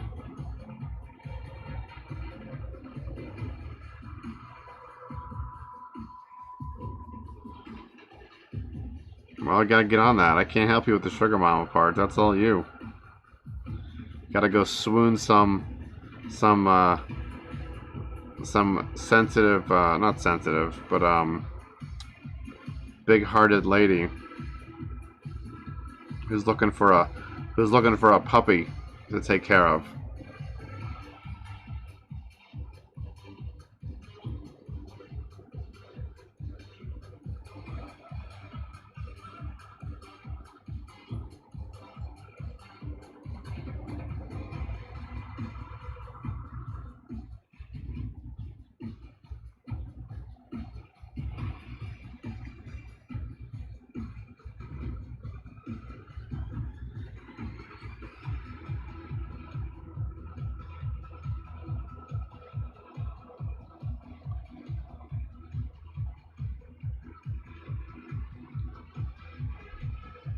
Gotta clamor for that UBI. That way we can all have a government sugar mama.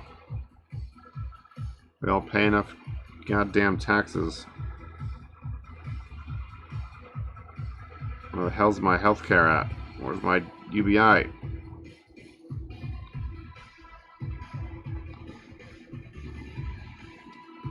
Whatever, Justice. Get out of here.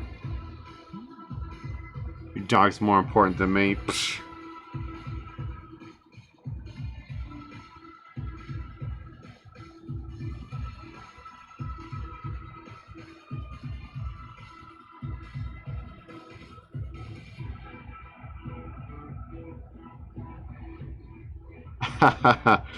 See you, Dacitus. Thanks for hanging out.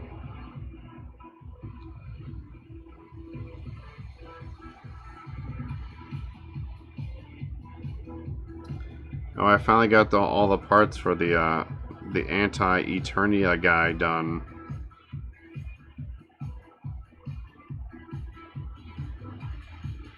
I like assembled them earlier. I'll put them back together here in a little bit.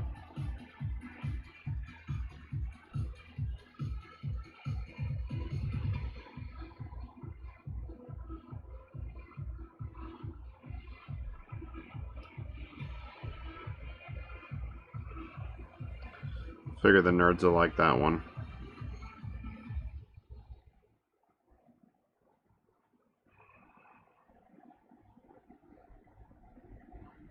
Yeah, it looks pretty good. Here, I'll slap them together real quick for you. I took them back apart, but I'll just put it together. So let's see. So we got all the parts here. I bought this thing at Target for $1. I needed more like organization stuff. So if you need little cubbies, they got some cubbies there for $1.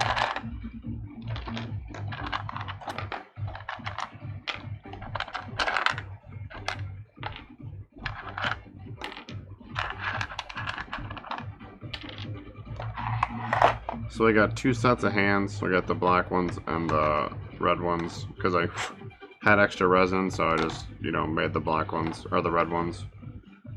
Let's see, what's the inner thigh?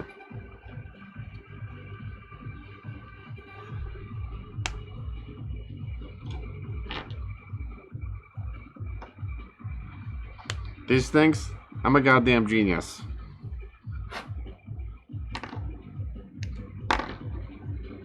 Oh, nice. Yeah, I have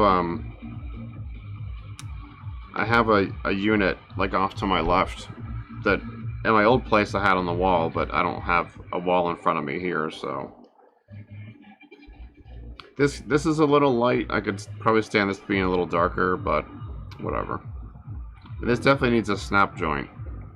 It doesn't like, it gets a little loose.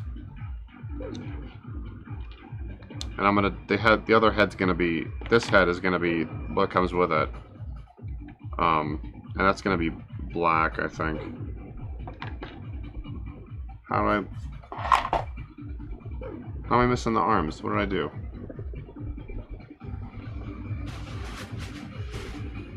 Oh, you dummy. How did you lose the arms? That is hilarious. Oh, I know where they are. They're in here. I was trying to fix this mold.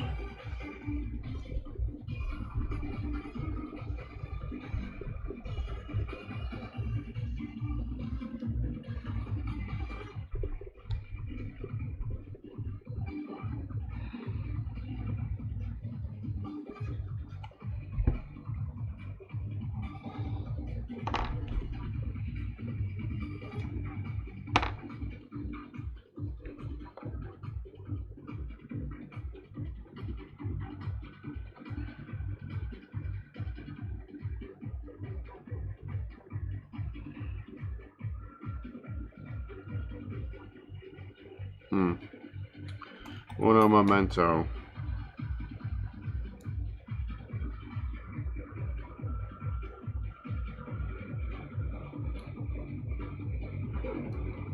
Alright, that's good enough. I was trying to fix this mold. It's got like couple of little defects in it.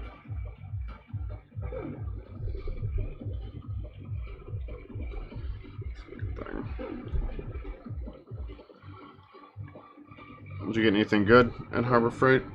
You find like good storage units? Are you getting like the drawers things? That's the thing I was talking about off to the left. Alright, so then let's see. And this stuff needs like a final sanding. But so we've got the black hands.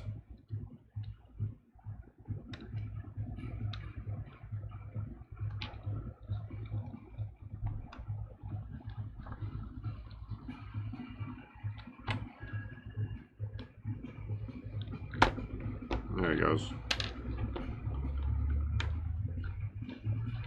He looks alright. He needs a little refinement. But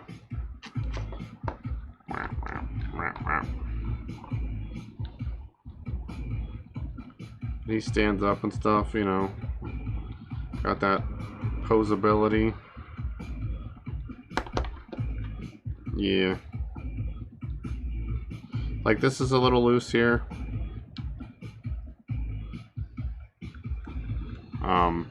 It doesn't come apart, but it's like loose. So I think I need to have like snaps in here. So the next iteration, I'm gonna figure out how to make it like snap together. Because right now it's all just held together by the arms, so it gets a little like loose down here, and I need to fix that.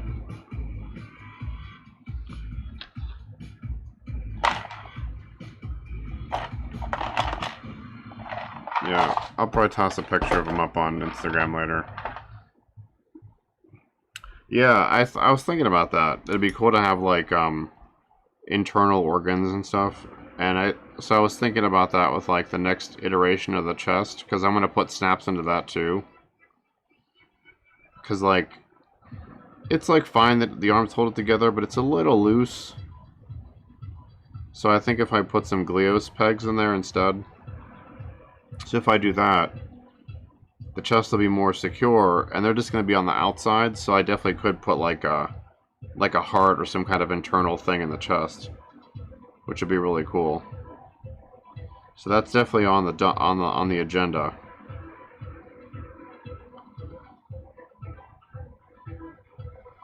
If I put organs in it, my partner would think it's the coolest thing in the world, because she's like an anatomist.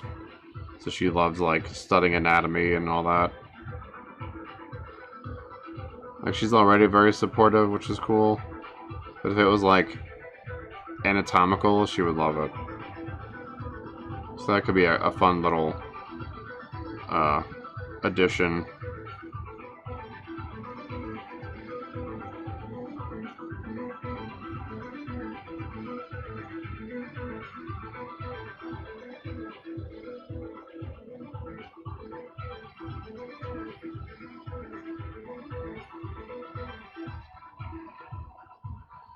Once I get like the sword finished and like all this stuff, all these like accessories done, it should be like actually a pretty decent figure. These pegs work, monoples putting together. Yeah, that's a good question. I'm assuming I can use Gleo's pegs. I'm probably gonna have to do some experimentation with it. Because like part of it too is like the plastic's gotta be flexible, like because right now the hands and feet are like a hard plastic and the arms and legs are a softer plastic. And I'm a little worried that if it's all softer plastic, that it won't like the fit won't be very snug. So it might be changing materials. I was thinking about doing like, so I bought like a bunch of Gleos like parts, just random parts from them, and in the parts there's it's just a double-ended peg. So I was thinking like I might be able to get away with making like the chest parts a softer plastic, and then making a double-ended peg, so you can snap the peg into one side and then snap them both together, and it should work. I don't know. Like I said, I gotta mess with it, try some stuff.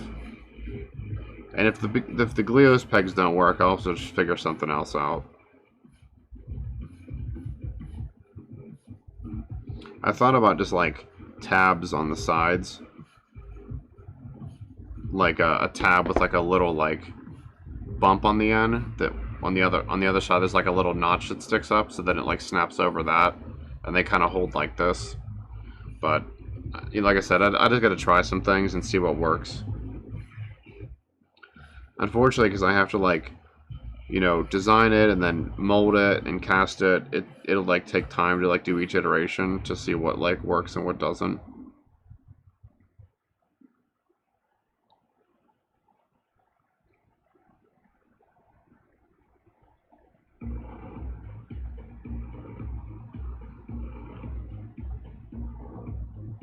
But I mean, I'll do all that stuff on stream, so it'll be, well, unless I do it when unless I get myself to actually work more than 3 days a week on sculpt stuff, which I should be doing.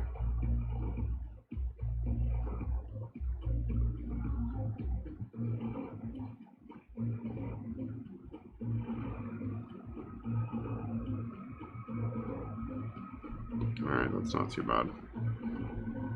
Yeah, it might need a central chest peg. I may not be able to avoid that.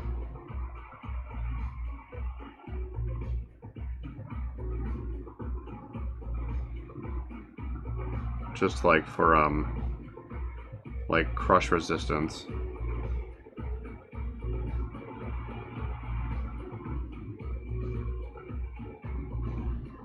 Alright.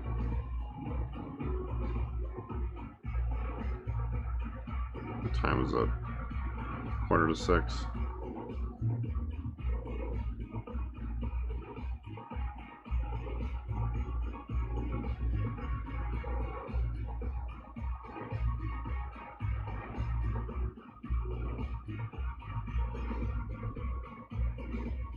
Unless it's not. Did I stutter? No, I was thinking like I'm trying to get myself to do more on Tuesday and Thursday. So like currently I'm doing like putting stuff in YouTube video or editing YouTube videos, or like designing graphics, or like, you know, doing housework or whatever. So I'm trying to get myself to work more days a week. because I'm doing good now, but I obviously could be doing more.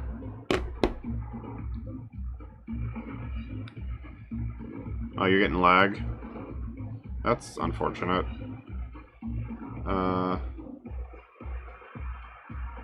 Yeah, I don't know. I mean, my bitrate, I have it set to like 1500 max, so I try to keep my bitrate fairly low, so that it's still like, so it's better on like lower connections and stuff, and it's not sapping my entire upload speed. So it might just be like network congestion.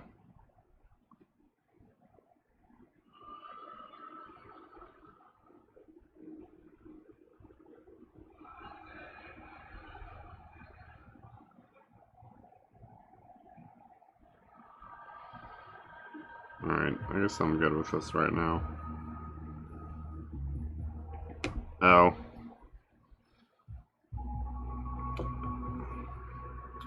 Yeah, I don't think my up speed should be affected by stuff my partner's doing, like if she's just watching TV or whatever. But I never know. Our internet sucks. I can't really do anything about that. Unless we spend like $100 a month, which we're not gonna do.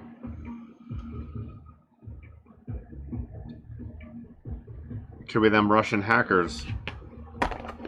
Parler's back up on Russian hosted network.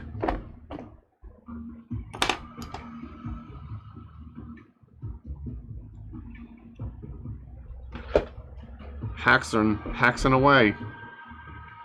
Alright, let's see. So, this is all cured.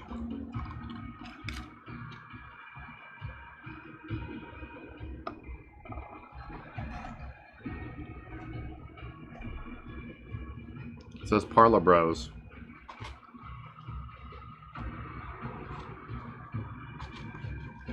I was reading earlier about how like all the major QAnon sites, like people are having mental breakdowns because the plan hasn't happened. I find it mildly reassuring and hilarious. The collective brain implosion. Of course, then there's like the nuts that are like, no, it's March. March is when he's gonna come back and become president again. And it's like, okay.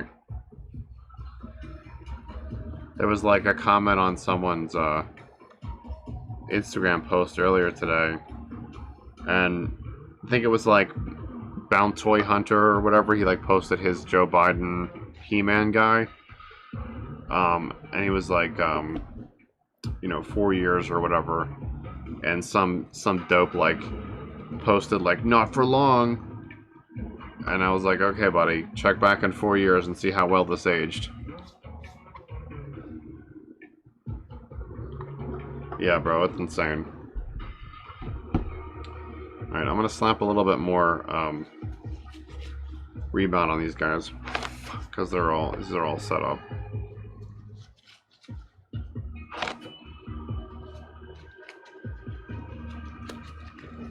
So I need to get a couple layers on these things a day. So, because like these brush-on molds are gonna take like way longer.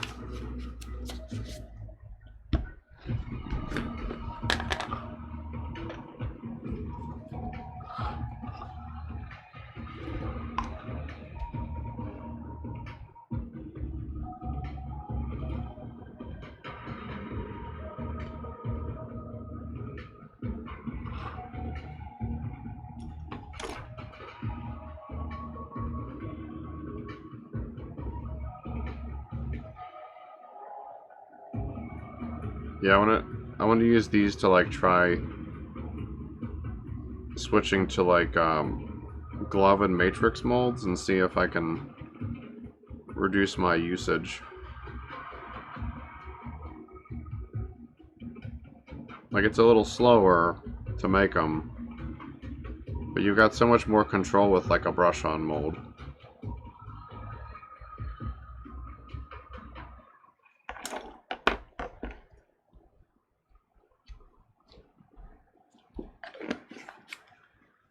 You don't, but I'm gonna do like just a thicker glove mold here.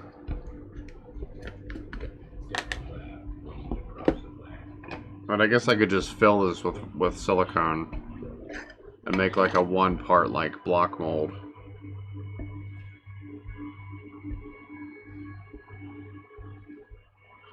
The smaller mold, the head mold, I was thinking of trying to do like a thicker glove, like a 1/4 inch, maybe like an 1/8 of an inch, and then do like a plaster like outer mold. Oh my god. Because it's small enough that like it'd be easier to experiment with that than like a bigger mold.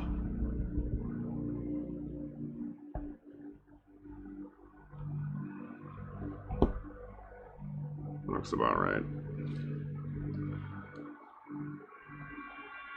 Because like I did with those legs, the most recent leg molds, I used this rebound. I brushed it into the ball socket and into the glios socket till they were like totally full, and I was like a little worried that it was gonna like pull off from after I like molded it or cast it rather, but it's been like good so far. So if I can keep doing that, at least with like key areas that are problematic, like those glio sockets, all these little spots where like you can get air trapped when you do a pour.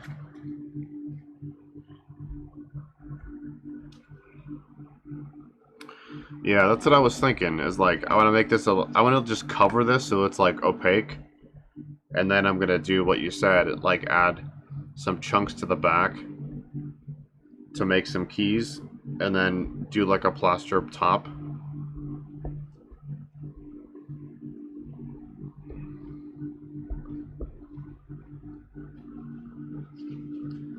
So I think that'll be like a good like alternative to what I've been doing.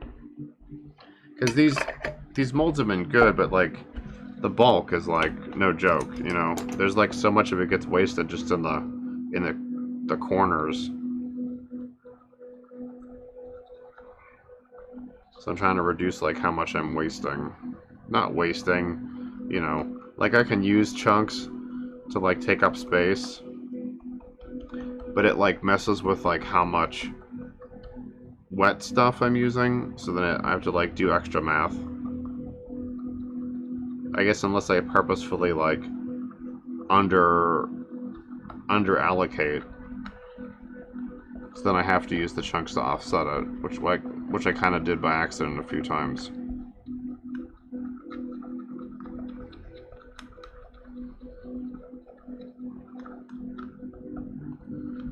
Yeah, I'm using these molds as like they're a little experiment with doing glove molds.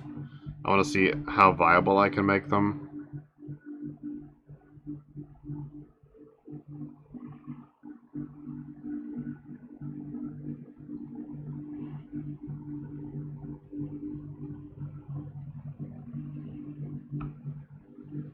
At least for doing like, you know, the stuff I'm doing.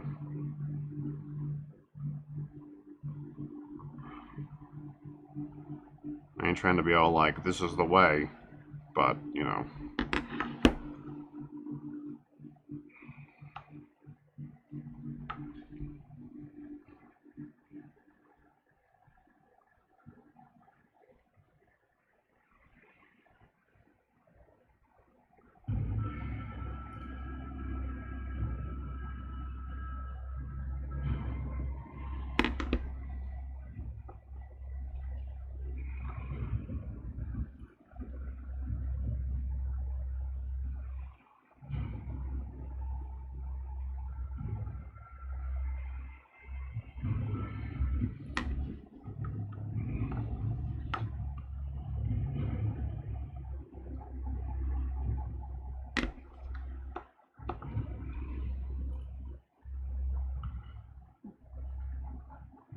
Yeah, I went through a lot of 20T making those recent molds, and I was like, damn, I gotta really work on reducing how much material I'm using just for like the cost alone, you know, and the bulk of it, because like it's like 30 some dollars for every one of those 16 ounce, 32 ounce, you know, kits. So if I can cut down that cost somewhat, that would be helpful.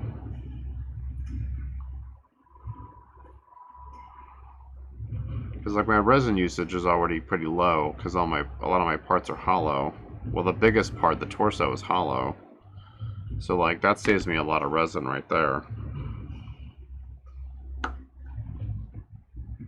But the molds use like a ton of resin of silicone. So I gotta cut that usage down as much as I can. So I wanted to try this out and see what kind of mileage I can get out of these.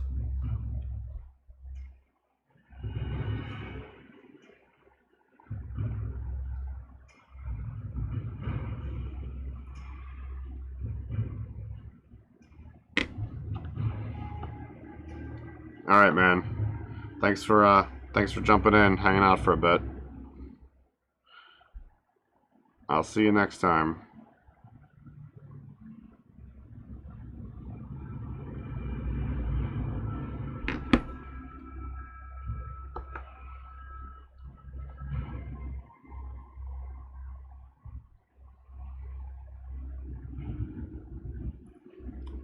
I took my cats outside this morning with me for coffee. That was pretty fun. They enjoyed that. Now that we've got like all three of them are on the going outside into the yard train. So every time I go near the back door, it's like a flurry of cats trying to get outside. Fortunately, our yard's all like enclosed with like high walls, because that's just a thing here in the desert. I assume to reduce like wind and dust and blockades against like afternoon sun. But it's nice to be able to kind of go out and let them roam around and just casually keep an eye on them.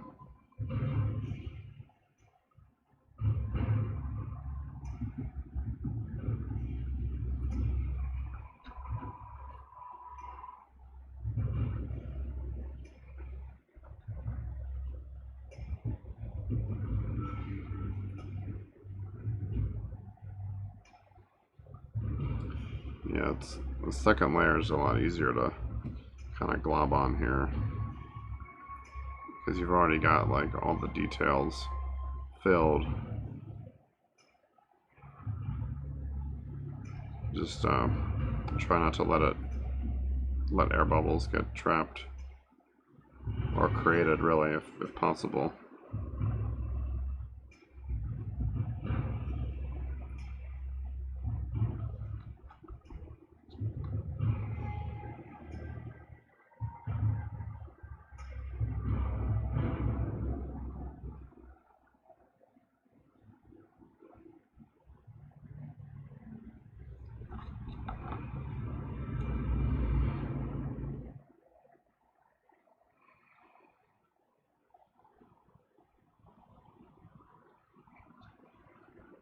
That's not bad.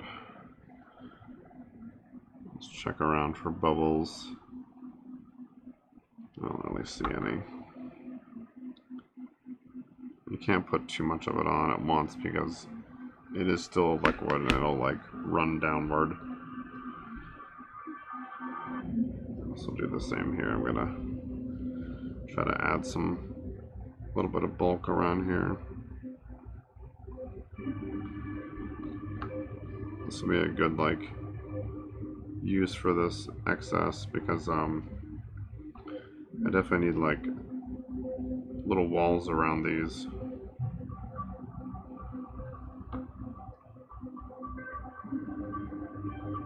Because the parts I'm getting out of this don't have any back.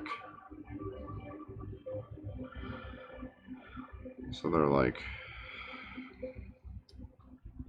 I can just glue them onto stuff, which isn't, I want to kind of mount them inside of things so I can work with like, where I can put a little bit of pressure on them and it's not going to break them off. But when they're just essentially caps, it's not quite the same.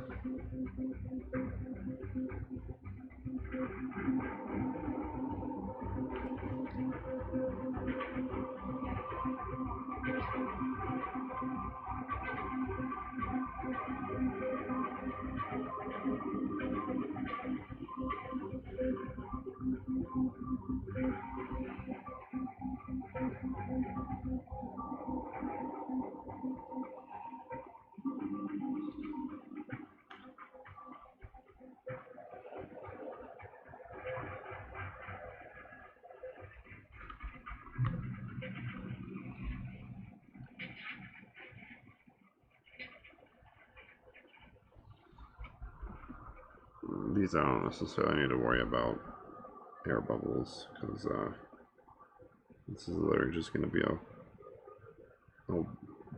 wall.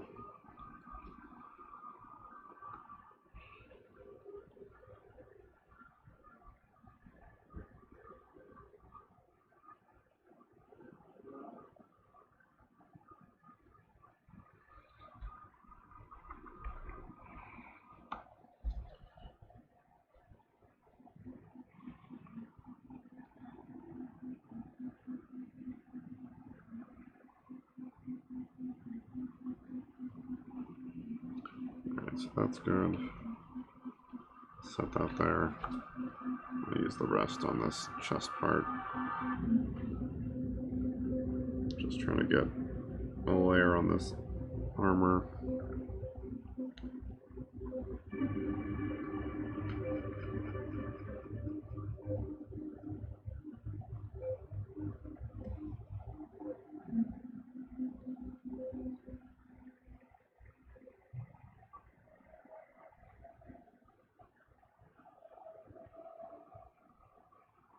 Gonna get it down in the corners.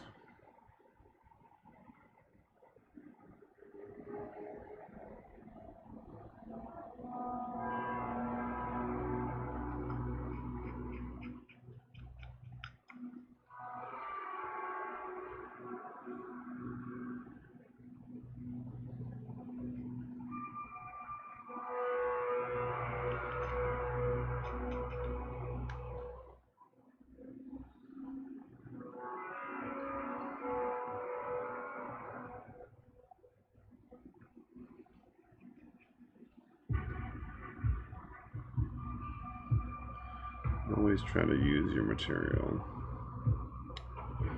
Stuff is expensive.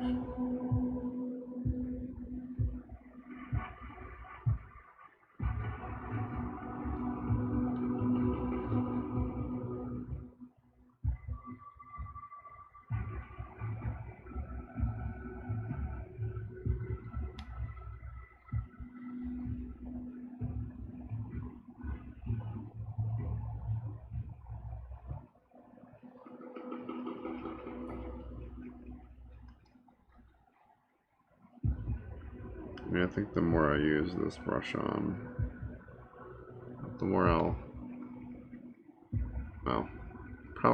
I guess the more I like it. I do appreciate like the control you get from it, because I'm not like, oh god, I have to do this really fast because blah blah blah. I don't have to worry about like, at least with the mold part, I don't have to worry about like undercuts and things like that.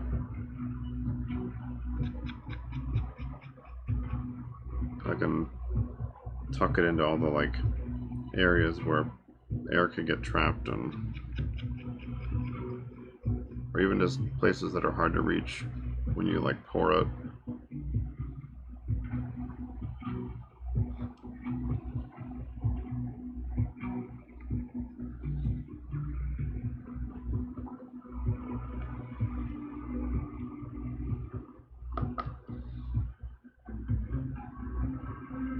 have enough here to like cover the whole surface, but even just getting more down is good.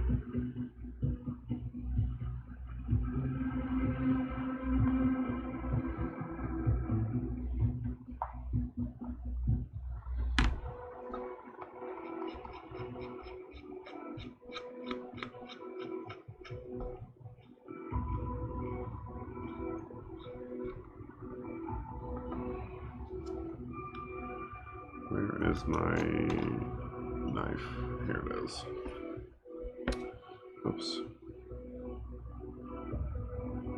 It looks like this is already starting to set up. Alright then.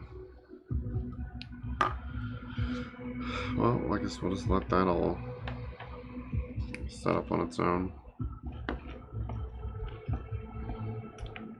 So we're gonna get a couple more layers on that thing. Got a little bit of the sword sculpt going. Did all the carving down of our figure, so that's done. So we got a complete figure now. And all this other stuff is in progress. Actually, we'll save this because I could probably combine that. Alrighty. So we got some good stuff done today. And I'll be back on Wednesday. Friday?